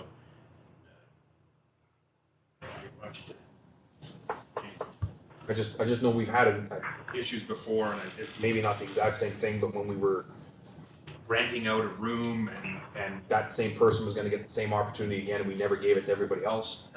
We had issues with that passing. I can't remember what it was right now offhand, but it was early in our terms here, that it was immediately given back to somebody else where nobody else was given the opportunity to get at it. And I just, is that something we need to think about? Might have been the golf course, I don't. So, as I said, that we could make a report on the number of options that you have on moving forward, but staff's recommendation is always going to be to go to a public process. Same when we were talking about the old visitor center and what we're gonna do with that. Our recommendation was to go to a public process. So my recommendation and staff's recommendation would be to go to a public process. Inviting two organizations would not be a public process. That would be choosing the two organizations you want to have compete on. So we can go to a public process, you can invite the two, you can take a look at the PowerPoints and make your decision. I'm sure if we put our minds to it, we could probably come up with a couple other decision methods as well. If we go to a public process, that just opens it up. How long a time frame does that take to do something like that? If you wanted to, I mean, we're into budget creation now, right? We're busy. So if you wanted us to pull together an RFP for the management of the Visitor Information Center, I'm gonna say we're probably gonna need 3 weeks to get that ready. You're gonna need to send it out for 3 weeks, because you're gonna have to give the organizations time to prepare it, a week to decide, so we'll be into the new year.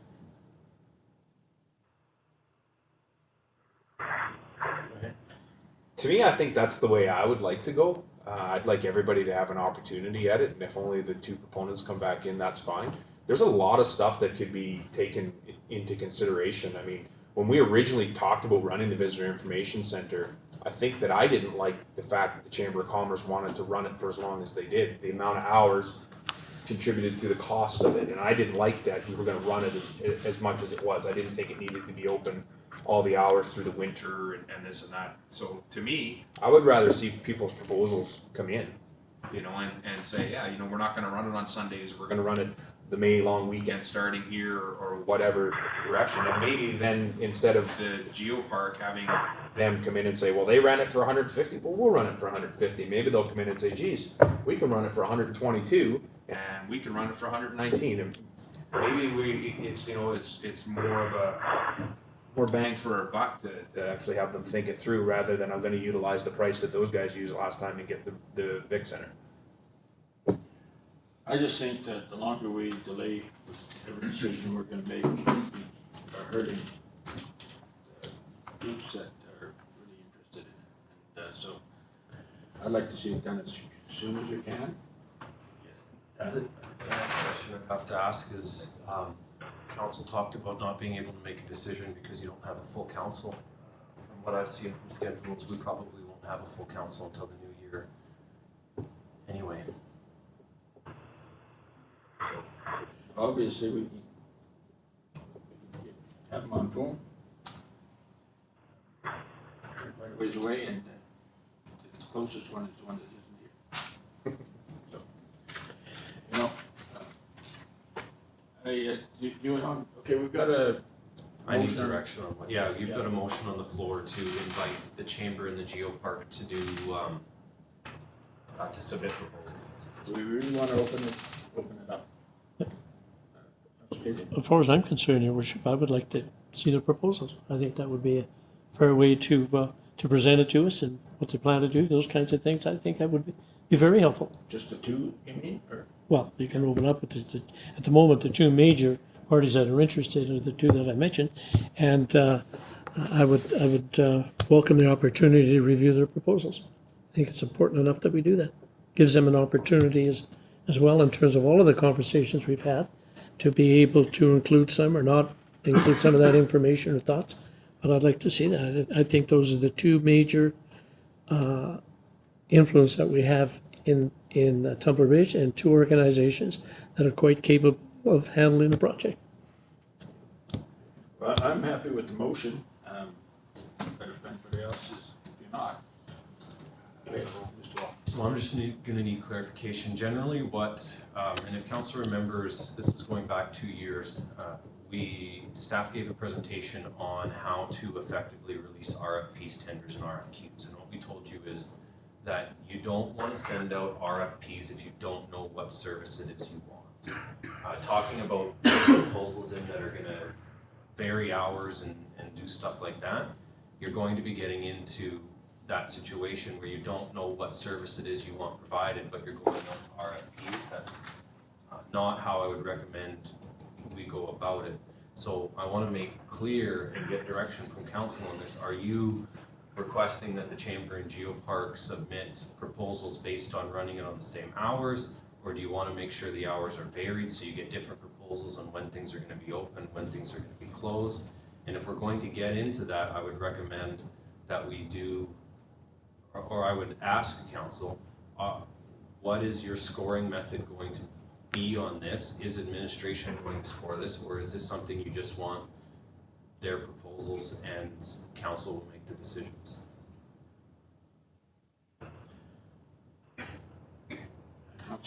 Well, to me, that would be a topic that we could plan for a P&P or whatever and discuss the alternatives that we've got. I mean, if we're going to set out a bunch of parameters and so forth, and I'm not objecting for my vote to do that, but I would like to be able to have a discussion amongst council in terms of what do we perceive as being the important aspects of it, and then send those parameters out for an RFP or however to have that input provided to us. Well, you know, the hours that the chamber runs the rec center right now is probably was dictated by the council, I think. I think we asked. Was it?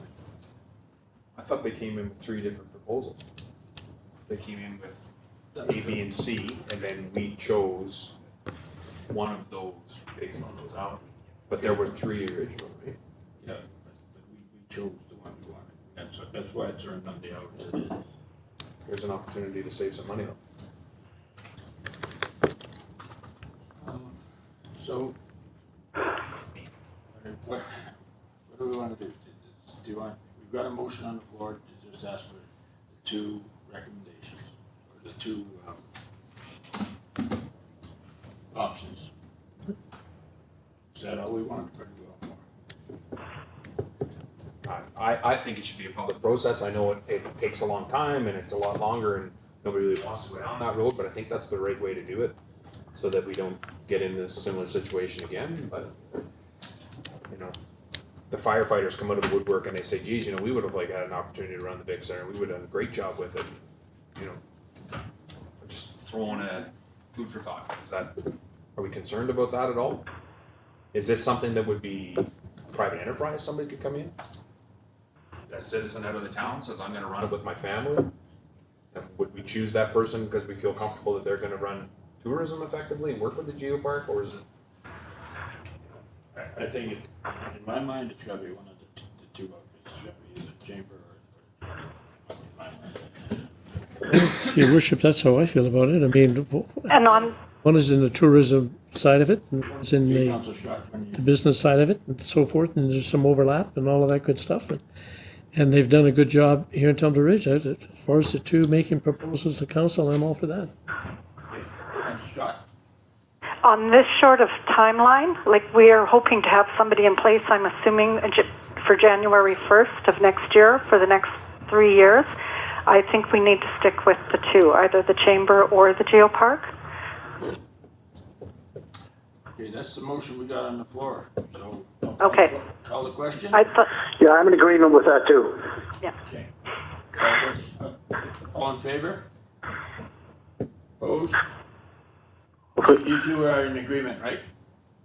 yes. We're in agreement, or I am. That's what we'll do. So does council want to provide direction on what type of proposal you're looking for? Is this completely wide open, or are you asking for similar service level that you've had in the past? Proposal for each group to look at one.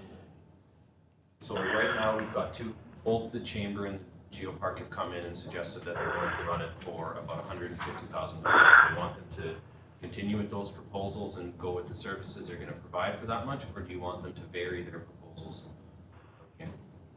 Can I have a word? I think it's a good idea to just see what each entity brings to the table. I mean, maybe there's something we haven't thought about. There's totally way out in left field that's going to work. So if each of them could come up with their own proposals and how they feel it's best to run that center, they might be totally different, but one might be clearly the winner. Okay. So. So we get the two proposals in. I think what Mr. Wall is leading us towards here is that we've got both proposals in our hands. Do we want him to score them and then come back with a recommendation? Or do we just, as council, want to look at them and have our points taken out of each one and come back to a meeting and then we decide based on what we have in our hands? To me, that's a shorter process if we're worried about timelines. We get it in our hands, we go over the good points that we think, and that's my scoring is totally based on if you're going to make money for the district of Tumbler Ridge and increase our population. That's what my scoring is based on. Your scoring may be completely different. You know, the Chamber of Commerce came in and said it's crucial for us to run it to keep our organization afloat. We make a lot of money from it. Blah blah blah blah. Geopark is likely not going to have that same type of scenario. So if it's a scoring, if one is going to survive and the other one isn't, and we weight it heavily that way, then they get a better scoring. So to me, I'd rather see both proposals in our hands, leave it right out of staff's hands. They can get right out of the administrative side of it, and it's a political decision.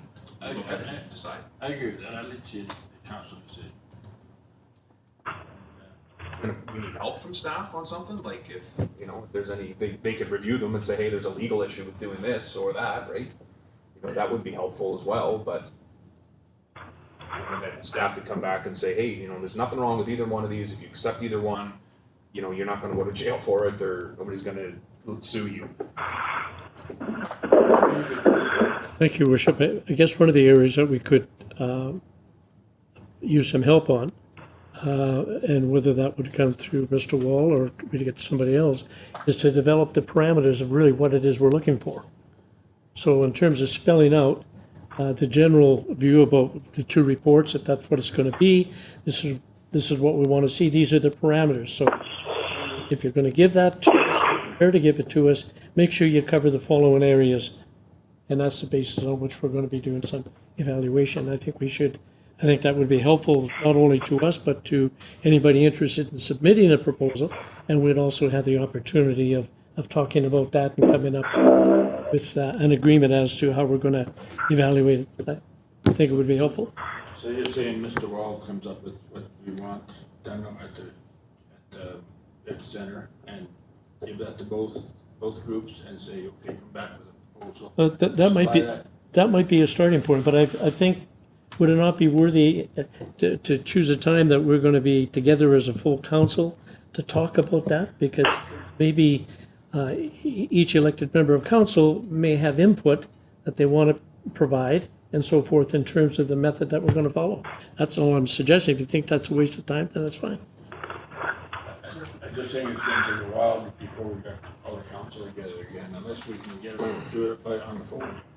Councilor Kukaka.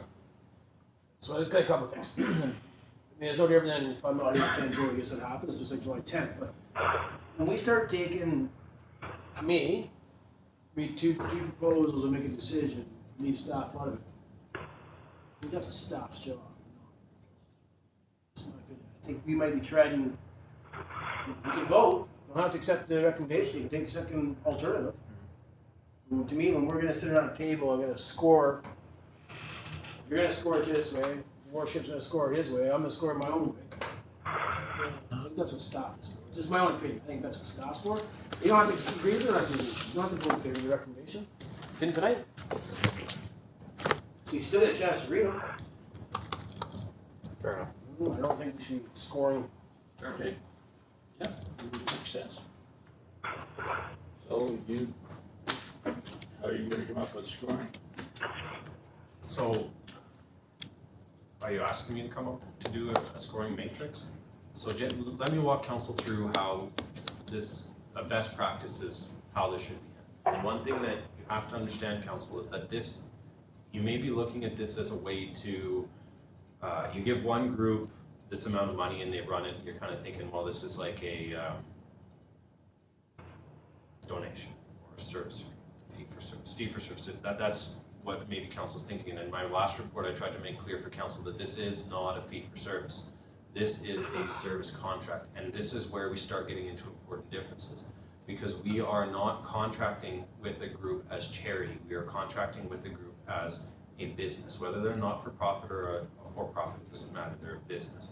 So these groups have talked about different ways in using the profit from this business to support their groups. This is a profit-making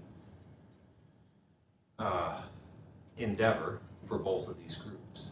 So what you're thinking about right now is sending out a profit-making contract to two groups to which you will bypass your administration to make a decision on political grounds. Is that a road you can go down? Yes. If you're going out to a request for proposal where you have staff come up with criteria and you score it, then you're going to be left in that same situation of how does staff score these things? So we'll leave that to council. What is it that you find important in running these things? But it goes back to, again, that my recommendation is council needs to know what service level you want before you go out. It's not groups' jobs to come and tell council what your service level. It's your job to tell the groups what service level you want. It was the same advice I gave when we were talking about the RV park. It was the same advice that I gave when we were going through all of these things. Council, you, and through our budgets, you set the service level. And then you find a group that you want to make it. You can go out to a public process and you can restrict who applies to it to only not-for-profit groups. If you want, you can restrict it to only these two groups, but that's what I'm saying. My recommendation is for council to receive a report on the options you have to move forward and the benefits and drawbacks on both. I'm not sure entering into this type of competitive process with this type of consideration is the best idea. So why don't we put it on the next P&B? You get us the contract that they're working on now, that all of council have that, and then we can think about it, and if we got anything that we feel should be changed in there, then we'll do it, then we'll both groups after that. Does that work? I think that will work. I'm in a bit of a tight spot here though, because the council agreed on something that I didn't agree on when we went For the amount of hours and stuff like that. So to me, this is my opportunity to step in and say, I don't think we should have the same amount of service levels we had over there last year going forward.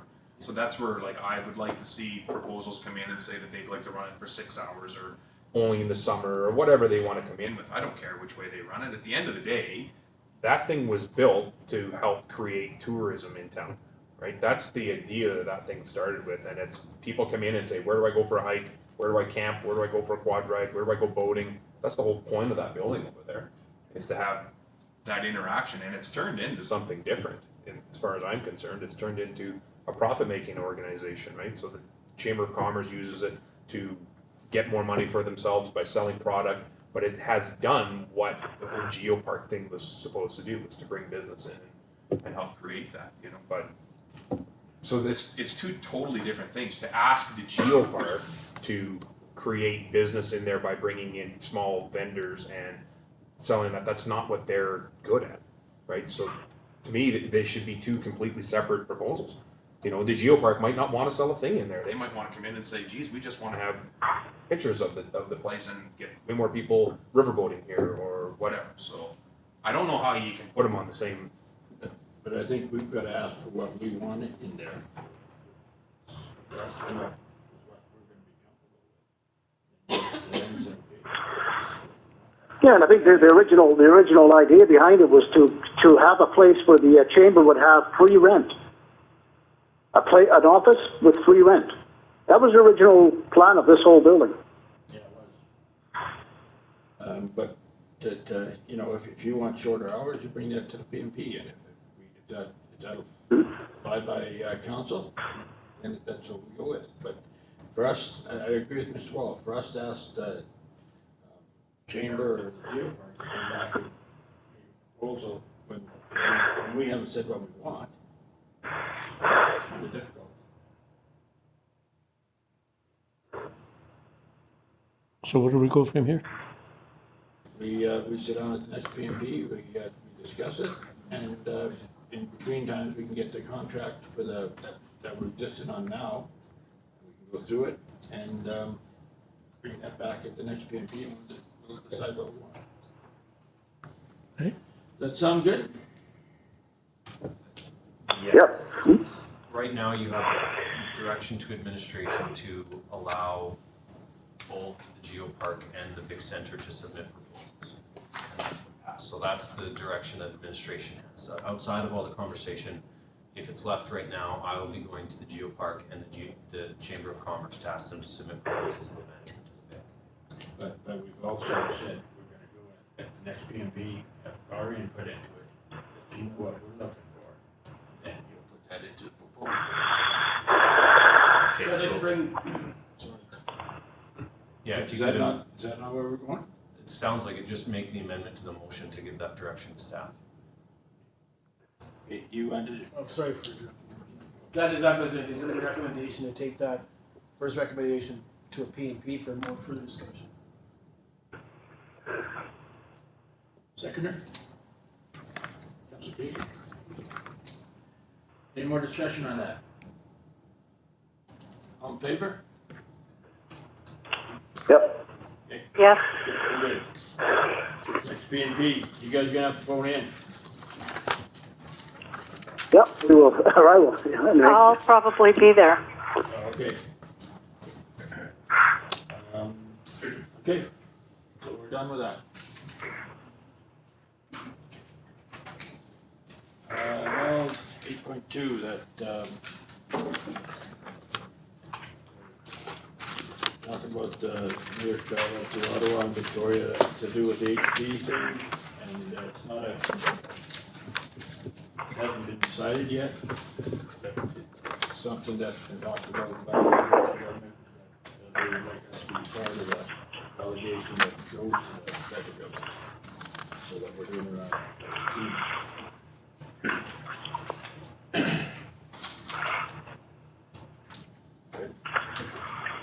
Discussion, or actually, if somebody makes a recommendation, I'll put it up for discussion.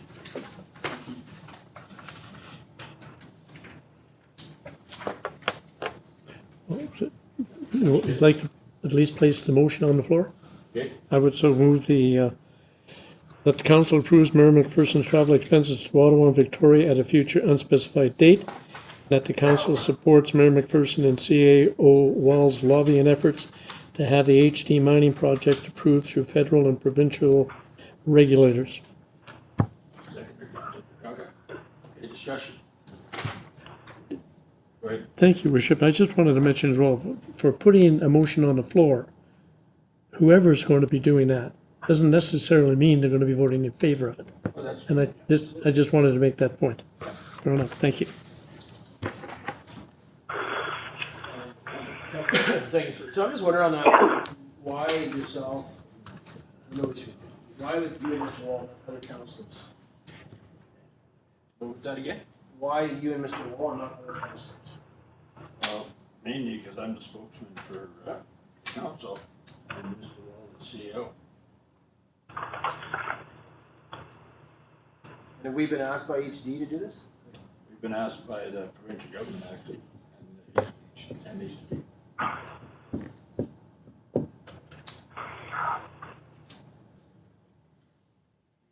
Do we have, may I speak? What's that? Oh, I have one question. Is it normal procedure to put a recommendation on the floor like this too without an amount? Mr. Wall?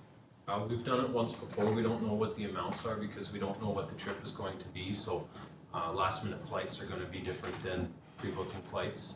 And also we don't know if the trip is going to involve going to Victoria or just Ottawa or both. So if council's not comfortable on this, you can defeat the motion. You can put a cap on the amount to spend. I would say that, you know, the mayor can only, you won't fly coach and you get a hotel that's close to the place. So it doesn't change too much on that.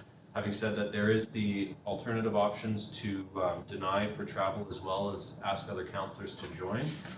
What could be done is to wait until the meeting is scheduled and then call a special council meeting to have the travel approved. This is the way that council handled this it was very similar last year, a year and a half ago. I forget the exact issue, but council's handled it this way in the past. Okay, thank you. I think it was the CN issue. That's correct. Yeah. I'll wait to hear what others say on this. Go ahead. So I'm kind of in a tough spot on this one as well. As I mean, I'd like to be involved in it, but I have some concerns about conflict of interest. So I need to talk to Mr. Wall about that at a later date. But beyond that, if I was able to go, I would like to be involved in this, but I need to clear up a few things before I do. And that might include talking to our lawyers about it. So, but this to me might be a bit of our bargaining chip. I don't necessarily like the fact that we just immediately jump on the bus with HD and say, yeah, we're behind you 110%, let's do it. And they come here and they provide 100% Chinese employment in town, and we don't have the opportunity to work with them. We haven't spoke with them in quite a while. And you know, the series of how they were going to hire people and how we were all on board with it was quite a bit different when we didn't have any operating mines in Tumbler Ridge than what it is now. When we have operating mines, there isn't a ton of people sitting in Tumbler Ridge waiting to go to work. We had a huge influx of people ready to go to work, and there was a scheduling of 90% Chinese employment, 10% Canadian, and then it would slowly work its way through.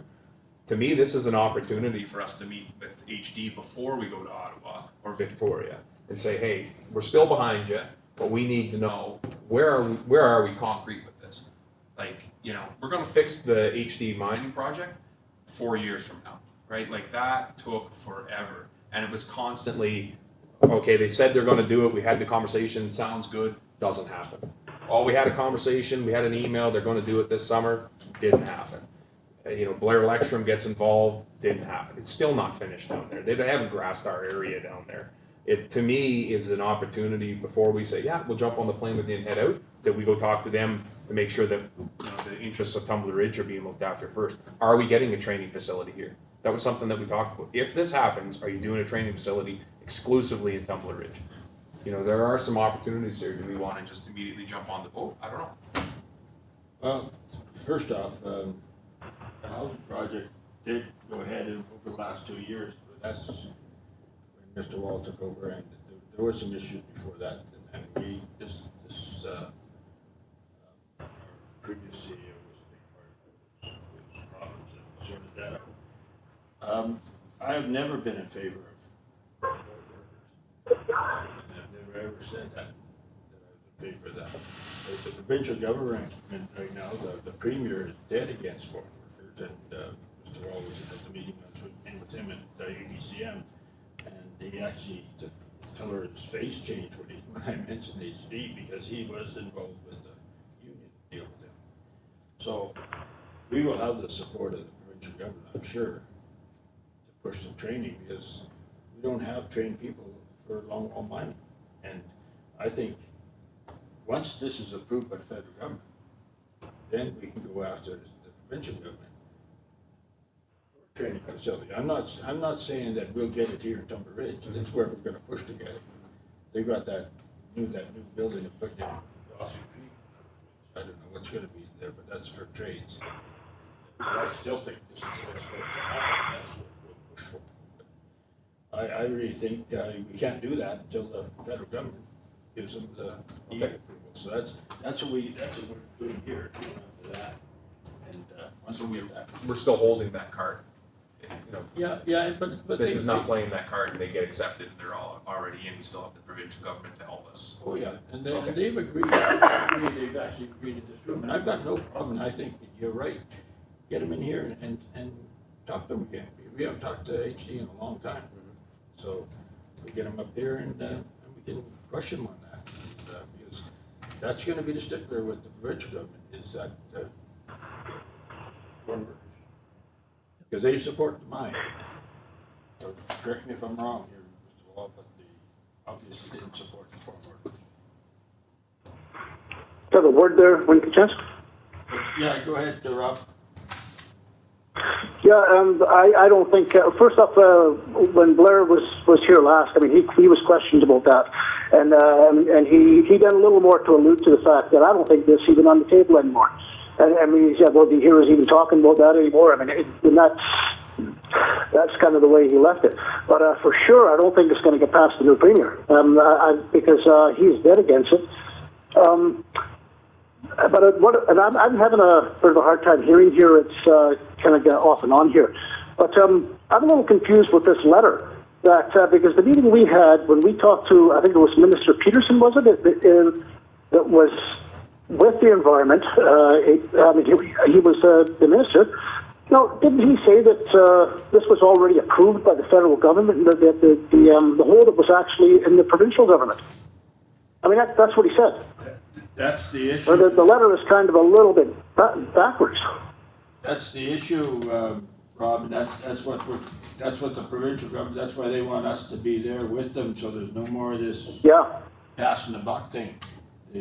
We'll all be sitting there and it's gonna be straight up, because that's what, the federal government blamed the provincial government, the provincial government blamed the federal government. And nothing is getting done. So each of them are saying that the other is to blame. Yeah, that's right. Yeah. Okay, thanks. Thank you, Worship. And this goes back a ways, but were we also not talking about the importance of whatever training has to be done with regard to the type of mining, the rest of it and so forth, that it would be done through Northern Lights College here in Tumber Ridge? That was the way we said. And that's a given. That's still on the table. That's where we wanted to have it, not in Dawson Creek or anyplace else, but here under the staff that we've got that's associated, right? That's still a go in terms of our position. HD backed that idea too. Yeah, thank you. So HD Mining has been in pretty extensive conversations with Northern Lights College. They've been working on translating the training manuals from Chinese into English. Where HD has sat on where the training takes place, as they told us, it makes sense for it to be in Tumber Ridge, but they have to find a facility which can house what they're trying to do. And that was the discussion that we were having just as much with Northern Lights College as we were with HD, because HD was happy to have it in Tumber Ridge. Northern Lights College needed to be able to accommodate it. Now, HD Mining has said very clearly to Tumber Ridge that we are not going to make any decisions, nor are we going to get into conversations about the funding of that training until we get this federal permit. It doesn't make sense for us to spend all this money on it until we get the federal permit. So council has the choice. Do you want to support HD through the process to get the federal permit, I can tell you the biggest issue HD Mining is having right now is that once they get their mines permit from the federal government, they need to find investors. This project has been held up for 7 years now, and the investors that they had originally lined up are no longer there. They need to go out and find new investors. So even if the federal government does come through, this project is not a certainty.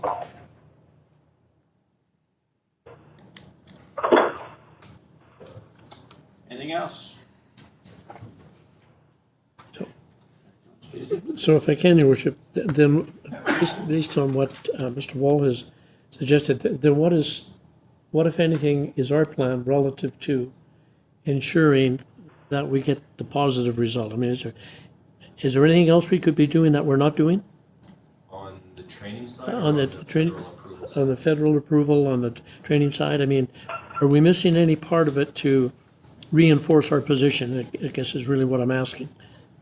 On the federal side, if council was to pass this motion, we'd be doing what HD and the provincial government has asked, which is to make sure we're there at the table representing that this is a project that we want to bring to Tumbler Ridge. On the training side, it would probably be a good idea at some point in the future to reconnect with Northern Lights College. They've had, I think, 3 presidents since I've taken over this education file, and each one of them has given slightly different communication on what's going to happen. We had, I'm trying to remember the fellow's name, but we had him present to council, and his opinion was that Tumbler Ridge wasn't big enough, the facility wasn't big enough to do the type of training here that we were envisioning. We had the next president say no, that they did think it was big enough to do it. So where Northern Lights College is on that, I don't know, and the reality is Northern Lights College probably won't know until HD gives them a plan of what that training is going to look like, which HD won't do until they get the federal permit. So we should connect with Northern Lights College, but at this point, both sides are going to tell us the same thing, that we don't have the information.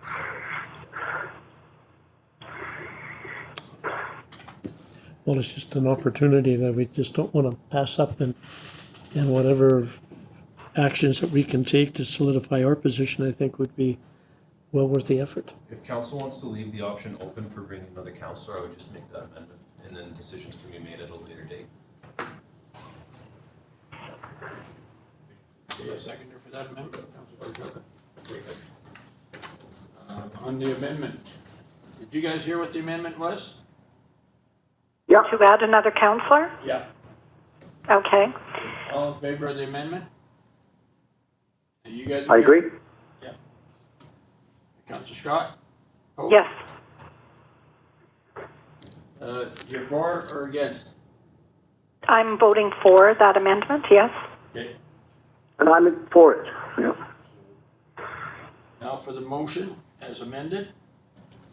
All in favor? Aye. Yes. Okay.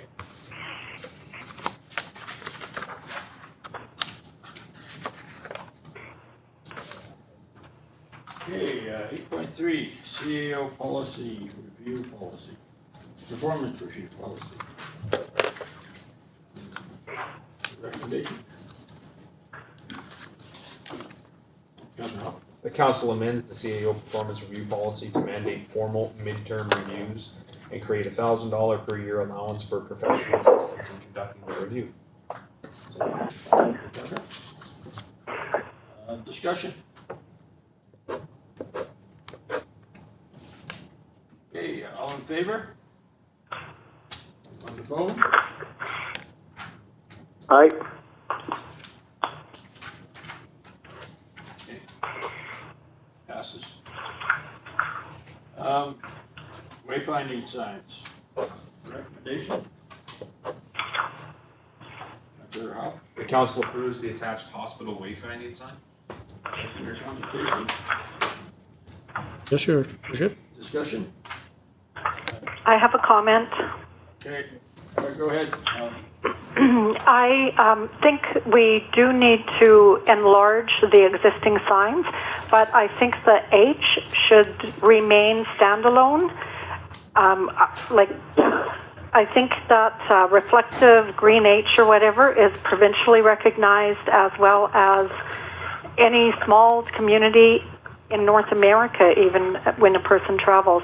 It's H by itself. If we're expecting all these tourists and people coming from out of town, and people out in remote areas that are working, that H needs to be all by itself so that it's easily recognizable when people are trying to find the emergency service.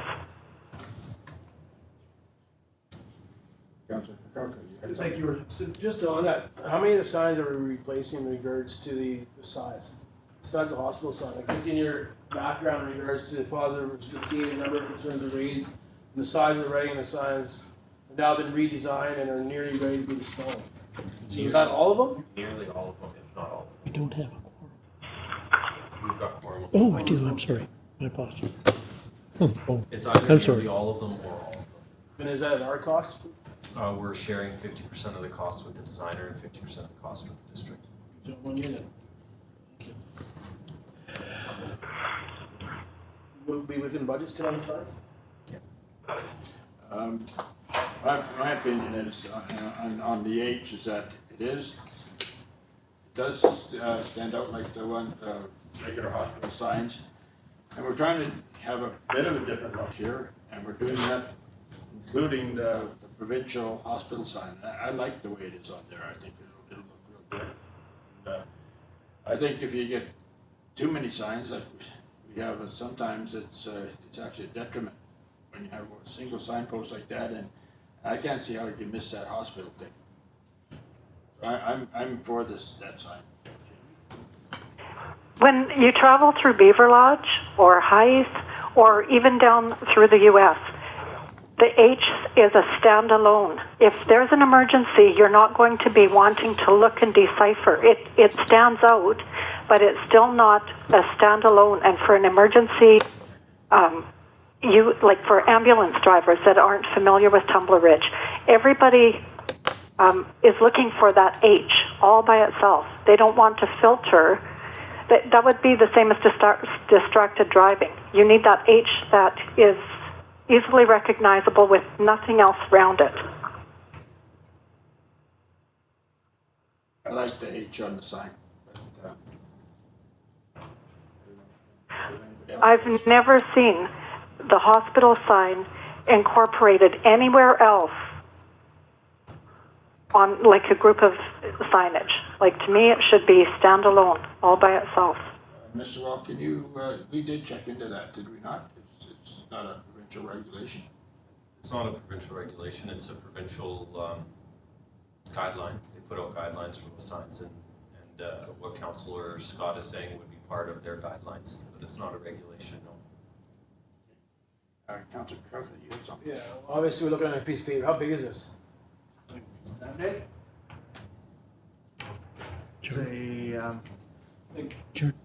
Jordan, like comparable to that?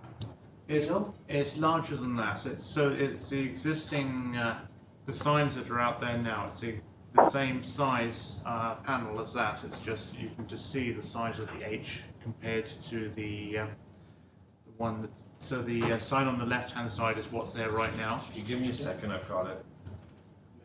I am curious. I mean, I almost kind of agree with Councillor Scott in regards to the sign being solely on its own sign. I mean, I'll tell you, like, driving an ambulance, I drive to, I mean, careful, I know most of the hospitals, but when I first went to Fort St. John, if it wasn't for the H, I might not have made it downtown and past them all.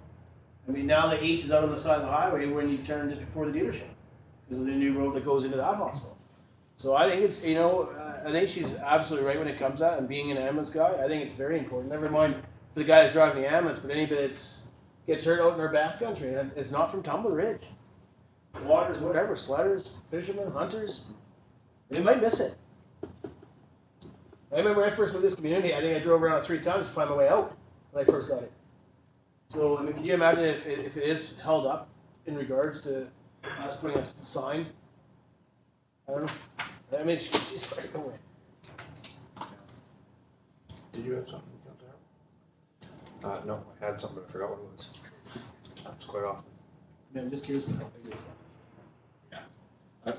I know myself, I've said the same thing you're talking about it, and that's follow the H's to get to the hospital. And I just think that H is big enough for that. I would see that. But You're an ambulance driver, so. No, I mean, that's the question, that's why we're waiting for the size here, I mean, because we also all seen the signs, the signs they're showing right here. And what's the issue with it? We're replacing them all. But look at them here, and they look the same size. Can't read them. Can't read them. But yet, you know, like, Yeah, but you can read these, that's what I'm going. well, because they put them as bold. I mean, if you take your same measurement, it's the same measurement sign on here. Take your pen. The printing's way bigger, that's. Well, Exactly, so I'm curious if the sign's any bigger. Right, just because the print is big doesn't mean, they take out a bit of the brown. what would it cost to make it larger? Well, to make it larger, you would have to take it off the sign and have it stand by itself. That's the argument. I'm curious of how many of these, Yep. how many are there? The What ranges are we same amount we got now, I would think. at? Exactly. 32 by 40, the total sign would be 32 by 48. That's the double sign? Like, or is that per side? Yeah, if you want the Right. size, if you want the actual size, maybe defeat the motion or table it, we can bring it back. It's written right on there, 18 by 24 each sign is. So that gives you your 32 by 48. Have you seen those numbers? There you go, 18 by 24. That's Thank awesome. you. That's, So that's the same size as the old sign. So the thing that's bigger is the printing. the printing, that's what I'm saying. So the sign, like, I mean, you're doing, like, I won't be supporting that, and it's not bad. I just think we need to really look at that. I mean, that to me is a huge safety concern. So it's the same size sign. Yes, the lettering is way better than, I mean, our signs are great, so I'm not knocking them, but yes, they've added the size and printing and stuff like that, but yet it's the same size sign. I don't know. So is it just the hospital sign that we're concerned with here? Yeah, I think it should be a standalone, like Councillor Scott said. And it is in most towns and cities, Prince George, Fort St. John, Dust Creek. So I mean, Dawes Creek, we couldn't find the hospital. If you didn't pull the hospital signs in Dawes Creek, you would not find the hospital for nothing. So would you like to make an amendment to the motion then? Or do we defeat this one and? Just defeat it. Just defeat it. Yeah. I mean, that's just defeat it. Anybody else got anything to say? Okay, I'll call the question. All in favor? Opposed? I'm opposed. Defeated. Yeah, opposed. You want? Nope, we're good. Pardon? You have any recommendation? We proposed a new sign, council defeated, your direction's quite clear, Will. Okay. Okay, the district has flow through for grants. The district has a flow through for grants. Recommendation there? As presented. Seconder? Trelka? Discussion? I'll take it, I actually don't have much discussion to say. I just want to say hats off to staff. I mean, you know, we badly report, sometimes we don't support it, but, you know, to read through some of what I've read through and some of the responsibility that was put on your staff, Mr. Wall. And that's done, I mean, sometimes maybe on behalf of the council doing it. So, I know it's an eye-opener for me. I belong to one of these committees, so, I can only imagine the frustration it is to try to pay somebody out when, you know, it's against your policies. It's good to see. It's the group supported. I mean, council's done it. Anything else? I had a comment. Go ahead. We're on the flow through for grants now? Yep. Okay. I was just wondering, maybe if we go with this recommendation, are we going to be looking at some of the committees? I'm on the Building Healthy Communities Committee, and the walking tour grant and the trail rider that are depicted there are through those committees that are, I think, appointed by council. And then when a person is successful on getting those grants, they will only make the check out to the district of Tumbler Ridge. So that money that is being brought into the district is like has to be managed by the district. So I'm kind of confused by this recommendation with those two items being, you know, singled out and it being called a flow through. Mr. Wall? So there's gonna be instances where some of the group applications that are coming through do not have the ability to get their own bank accounts. And so we're not, if council takes a look at both the recommendation and the report, staff is not recommending that we end this practice altogether. What we're saying is, if it's going to happen, council should be aware of it. You should be making that motion beforehand, and we should have a policy. So the policy would highlight the difficulties that we have in here. So question number one, who is authorized to disperse funds? Question number two, who is authorized to make decisions on this? And then part of the policy will also have the rules that we have to follow in order to do it. So we're not saying we're cutting off the groups that are unable to create bank accounts. What we're saying is that if we are going to do this, one, council should be giving this direction to staff, and two, we should have a policy so that we're able to answer these questions up front. Because on the Trail Rider grant, there was very little issues with it. If we had just known who's the decision maker and what's going on, we could have dealt with it. On the walking pass grant, there was a lot of issues with the walking pass grant, a lot of very dangerous issues for myself, and so council's aware, there is criminal liability on the part of Mrs. Sanders for this. If that money was given out inappropriately, if that money was given to people who should not have, she is criminally responsible for that. It is not a it is not a duty that we take lightly. She is criminally responsible for the money that goes out, so we want to make sure that if we're doing this, that she's protected as well.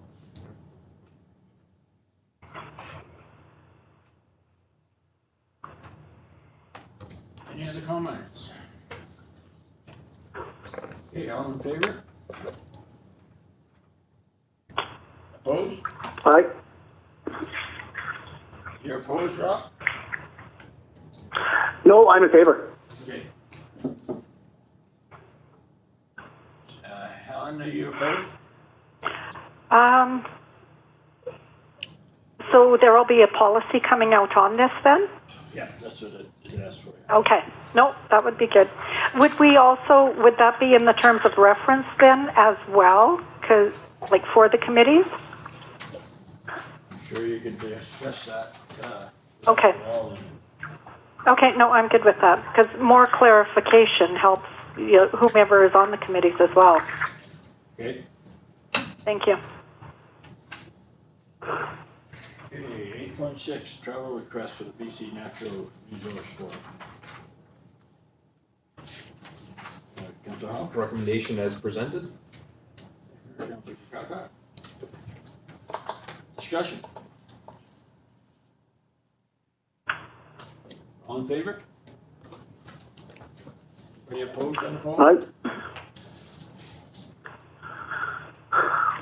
Okay. Pass. 8.7, 2018 pavement management plan. We have a recommendation there. Councilor Kaka? As the recommendation is presented, I'd like to add the two parking lots. That would be. West Can and the other company. That would come in after we get it on the floor. Seconder for that? Why? We're getting out the recommendation as presenting and adding to it. Oh, okay. Is what I said in the amendment, am I wrong? Yeah, yes, you should read it out then. Okay. If you're gonna change Okay, it. no problem, I'll read it out. The council approves capital expenditure prepared access plan and replace asphalt on Front Street, Main Street, Isle Street, North Gate Road, South Gate Road, and behind Town Hall parking lot, West Can parking lot.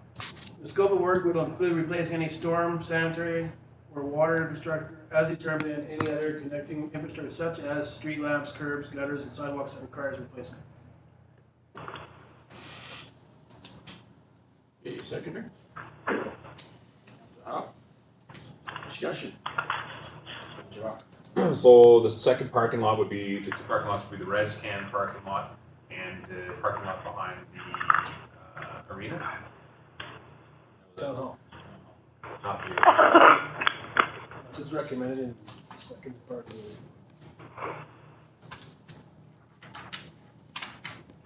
Did I read it wrong?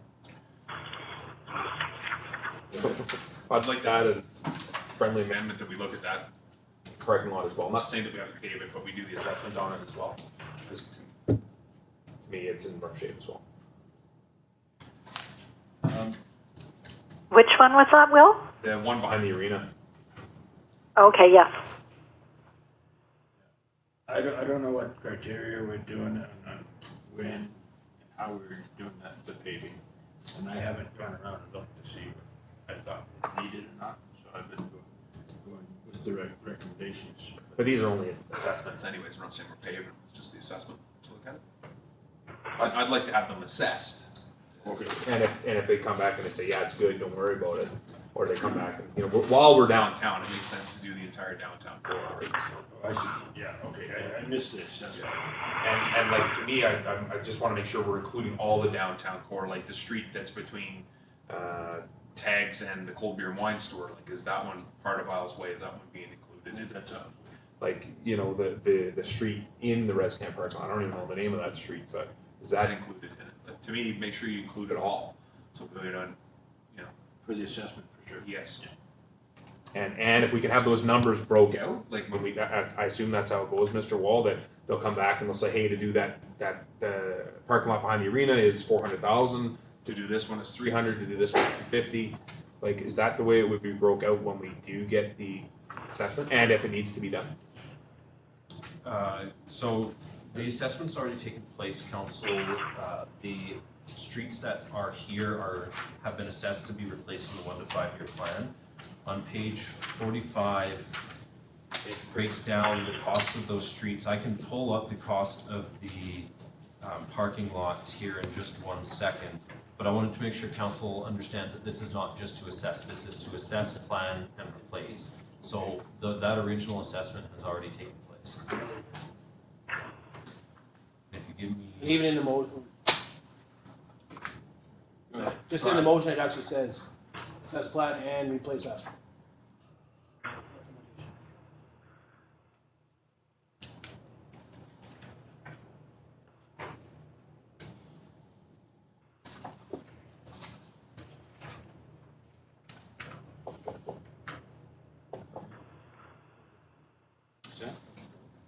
Go ahead. So I don't have any questions, the reason I'm saying, or mentioning the parking lots is we're already down here.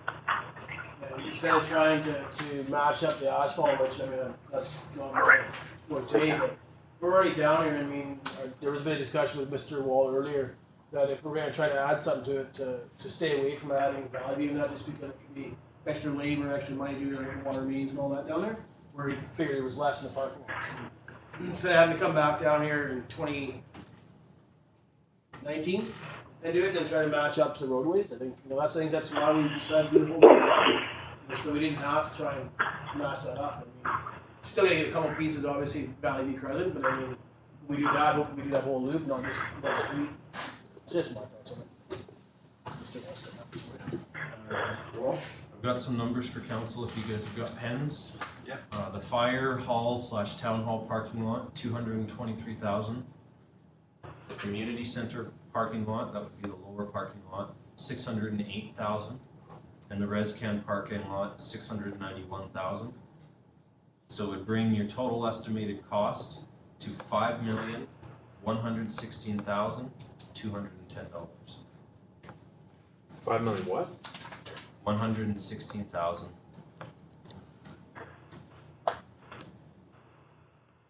$210, right? Don't take, I rounded the other numbers, so Yep. that 516 will be off by a couple $100. Well, I stand behind what I said at the town hall meeting. I don't believe in paving just to pave. It's gonna need it. And I really don't know the condition of these parking lots. I'm not the expert, so I like doing what the original plan. And when those parking lots need it, they get done. Just on it, I mean, it's assessed to do it in 1 to 5 years. I mean, they numbered them in our report that we have, which is probably my house.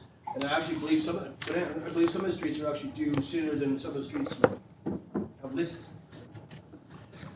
So, like you say, like, I don't disagree that I mean, if we're not gonna pave it in 2019, then why would we pave it? But no, that's coming up. I mean, I've read through, then the next year they're gonna have those streets, like. I just, I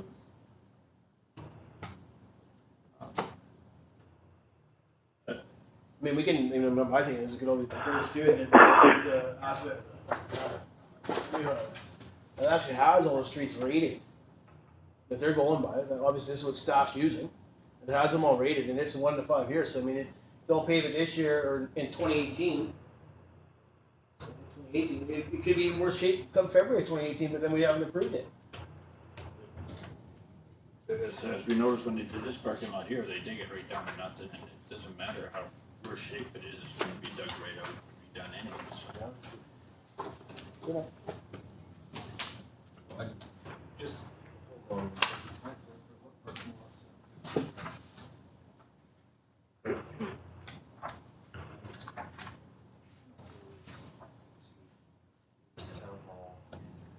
So right now, council, in your motion, you have the town hall parking lot and the ResCan parking lot.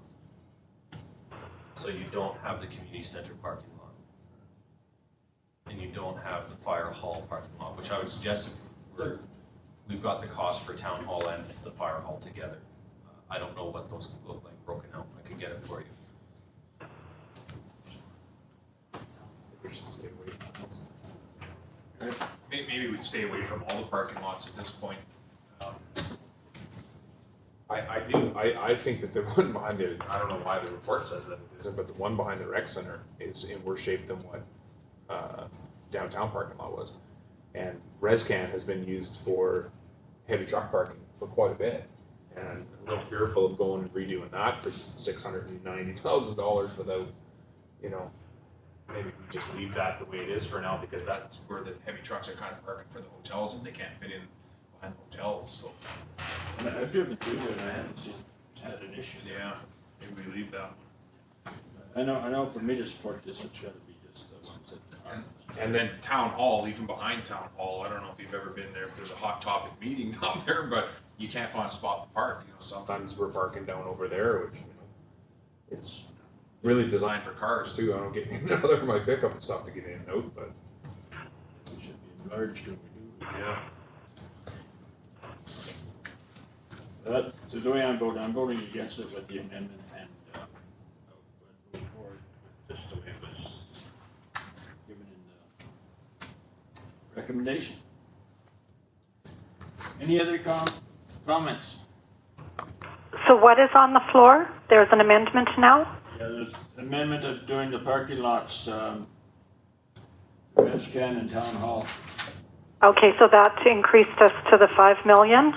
That and Fire Hall and the one behind the rec center. Okay.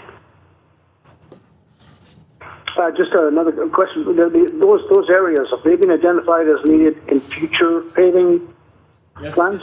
It's in the 5-year plan. I would, Yeah.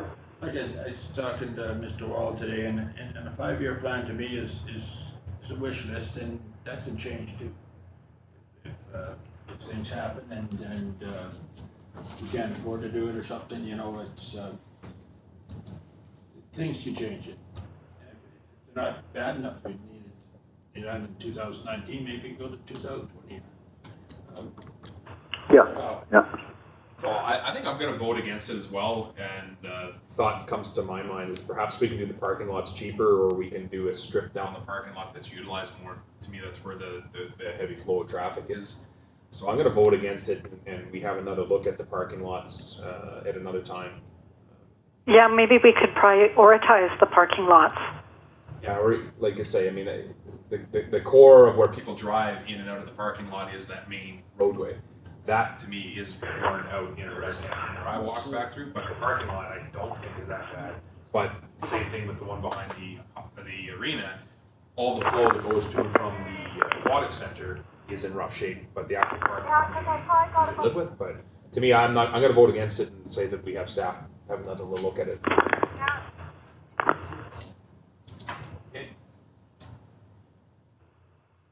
Okay, on the motion as amended, have we done the amendment? He just read it. Yeah, I just He read his I own. added it to it. So you have to vote down. Yeah, so you can amend it by, it wasn't an amended motion, so you can just amend it by taking out what you don't want, or you can defeat this and reintroduce the motion you do want. You can take either path. All amended, take out 2 parking lots. So we're back to the original recommendation. If you second it and pass it, you will be yes. I'll second it. Question? All in favor? Aye. Yes. Okay. No, we need one more vote on the amended motion. To do just what they have listed. So you just passed the amendment, now you need to pass the amended motion. Wait a minute. I'm Just a minute, Dave. I'm a little. I think we're a little confused here because I thought the amendment did not. Okay. I'm sorry. That's not the way that I intended voting. So I misunderstood. Let me back everybody up here. So Councillor Kokoka introduced a motion. He didn't have, when he introduced it, there was no amendment. So the original motion was to include the parking lots.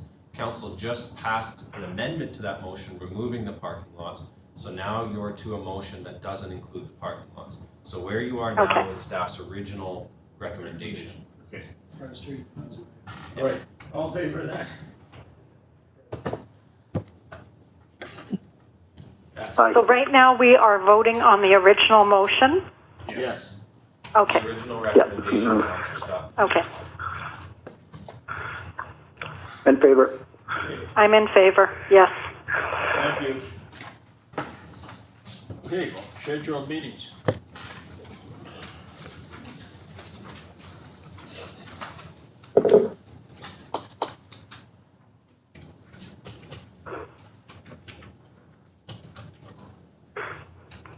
Anybody want to add or change? Okay. Thank you, Your Worship. I'm just wondering, is it necessary to have that strategic plan meeting? That's what we're referring to?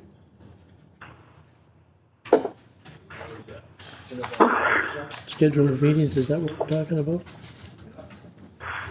Yeah, we need to have that. Absolutely need to have that. I guess that the question I would have is why, because we had a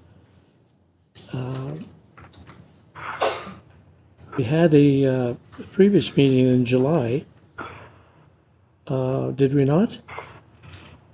And my understanding is, what would be the purpose of having that now? I felt from the meeting the other day, we wanted to go over things before we get into budget and, this last year we decide if there is anything we want to add or take out. And do we not also have a report, I don't know, correct me if I'm wrong, Mr. Wall, a report coming in from you in terms of November? Or There will be a number of reports coming in November. The big ones would be the big report on GrizFest. There will be a report on, we're getting to the end of the night here. Report on GrizFest, report on rural lots will be done. Can anybody else help me out on the major reports that are coming? we finally stuck him on one. Can't believe it. Nobody's got any brain cells left, sorry. There's some major reports coming in November for sure. The only thing I'd say to council, because I do remember this, is that for budget, if council wants to have items per your policy, we need to get those included with costing before the end of the year. So the last opportunity you're going to have staff to do that research is going to be the December 4th meeting. So council really needs to, if you're going to be doing this stuff, council needs to get moving. And so, yeah, Mike, that was, sorry, Councilor Casey, that was the discussion we had of, to get focused on our strategic planning going forward, not having the 223 things on strategic planning, to kind of come in and get focused on 2 or 3 and, or whatever we decide on. And also at that time, we were also gonna talk about any things we wanted to include in the budget that were personal things. So what was the date that was established? November 1st. November 1st. Okay, thank you. And Mr. Powell reminded me big report coming in November is a report on the sale of the RV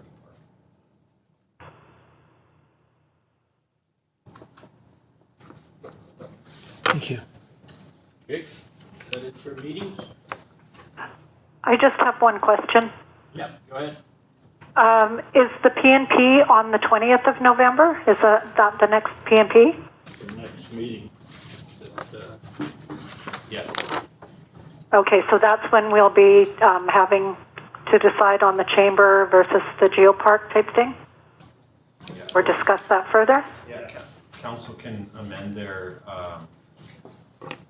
you can amend your agenda to have it included on the next meeting too. It's really up to council when you want to discuss it.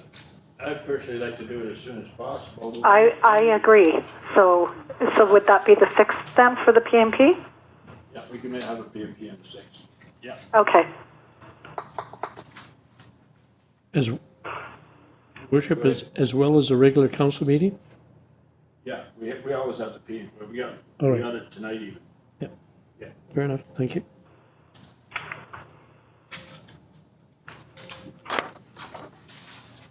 Okay. Go to the policies and priorities committee, the boat launch.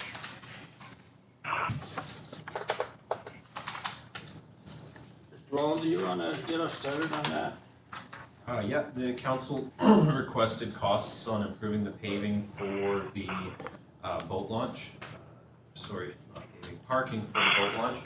This is what we believe it will cost to do that. You can see the plans here on page, page is hidden, 50, on page 50. We have also been talking with Urban Systems about what we can do as far as the exit there, and that would, we're taking a look at having an acceleration lane added off of the boat launch. We have MOTI coming down here tomorrow actually to have a chat about it. I did not include that estimate in this one because improving or having that acceleration lane is estimated at $1 million.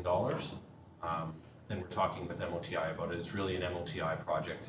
If it's going to happen, it'll be them who do it. So I think we should just shelve this at this point and wait till we hear from MOTI, because, you know, they may give you the recommendation to come underneath the bridge and access it from the opposite side. You know, to us, looking at this type of thing right now is a little premature, I think. It's a great that we've got it, but we can bring it back after we hear from MOTI how they want to proceed with this. In my opinion, we don't do anything more with what we got till we hear from them. there's no issue with that. I just want council to be aware if we wait for MOTI, you will not be able to do this project next year. Then I think we don't do it. What if MOTI comes in and says you shouldn't even have it on that side of the river, it should be on the other side of the river, right? I don't know. We gotta wait to hear what the government says. They're the one that's gonna pay the bill for the $1 million passing lane or merge lane, right? So, if that's the way to go. It's also on corners, so. It's gonna take them, once we show them what the issue is, it takes them a long time to make up the value. No, I got no problem, we get by with what we got. I'd like to see a sign put on there saying this is the way you park there, so everybody has an idea of which way you park down there, but other than that, I can live with the sign. Mr. Shelby, I just asked you a question. Why do they have the roundabout? If it's not pull through stalls, why would we not? I looked at that and I thought that was maybe a good idea to do at the time, and I think the thinking is when you go into a campground type area, you just go straight up to it. But sometimes it is Oh, nice. so if you decide to do a camp, then you do extra. Sometimes nice if you, especially if you got a camper, I mean, a motorhome, you know, if you get the big rigs, it's really tough to turn around in here where you can pull around and back in. So, you know, it's, yeah. I think if we're gonna do it, that would have to be. You pull in there with a motorhome, you might be stuck in there. Yeah. Anyway, what do we got? We got a motion? No, we're just discussing this, so, yeah, I'm okay with, waiting until I think the biggest thing there is the entrance, and, we'll get that fixed. I don't think we're gonna do much. Until you find out, maybe there'll be nothing they'll do. They'll have to make a decision. They might not do anything. Will they give you some kind of answer tomorrow about that? You know? We'd be lucky to get an answer in a year. It'd be nice just to see it there, like, oh yeah, that's something maybe we'll be looking at, or you might as well do whatever you wanna do, because it's like 20 years from now. My experience with the province is that they'll tell you they'll look into it, and then a year down the road, they'll give you an indication of whether or not it'll happen, if you can build a relationship with them to do that. They run everything through their ministers and their ministers' budgets, so they don't communicate for them. Because they may tell us what'll happen with their staff is they may tell us, listen, this isn't gonna get done. We go down to UBCM next year and talk to the minister and say how their staff are telling us that, and the minister comes down on them, so they don't. There's things that we can get help on. I know the regional district would put some dollars in. We'd have a good argument with them because it was theirs and we took it over. So, I know they put in around 30,000 into the Charlie Lake launch. So they kind of set a precedent. It's a good argument out there. But, so we're gonna leave it at that, we're just gonna wait till we find out about the road entrance. Everybody okay with that? I'm okay with that. Yep. Okay.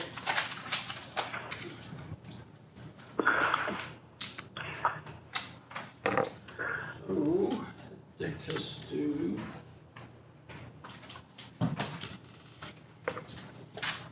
council business. Anybody got anything they'd like to share? I just have one question. What's that? On the H, does I know we voted opposed to the resolution. Did we make a new motion? Is the, standalone hospital sign staying?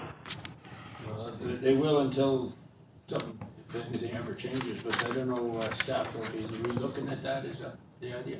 No? We're gonna, unless council provides other direction, the hospital H's will stay as is, and then we'll build our tourist signs accordingly. We may have the H's on the tourism signs as well, but the regular H's will remain. We don't need any other direction unless council wants to. Perfect. Okay, thank you, because the phone was kind of fading in and out there for a bit. Thank you.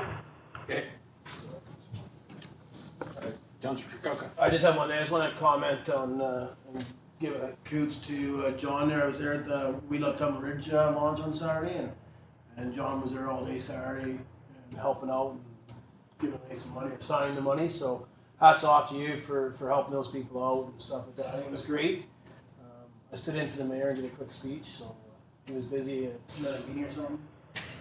And it was good, and hats off to staff, because obviously everybody's been involved. I know Councilor Kirby's the one that's really initiated it, and so that's hopefully be good for all the business community.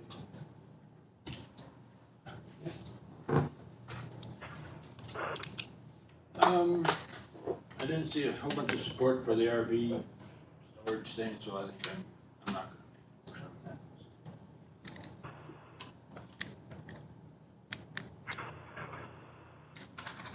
Okay, we good with that?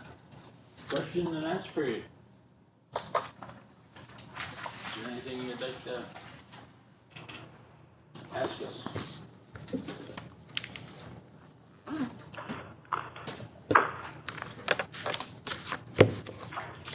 Okay, adjournment. Councilor Trukowka, Councilor Crazy, all in favor? Bye. Bye. See ya. Bye. Participant exiting. Councilor Scott.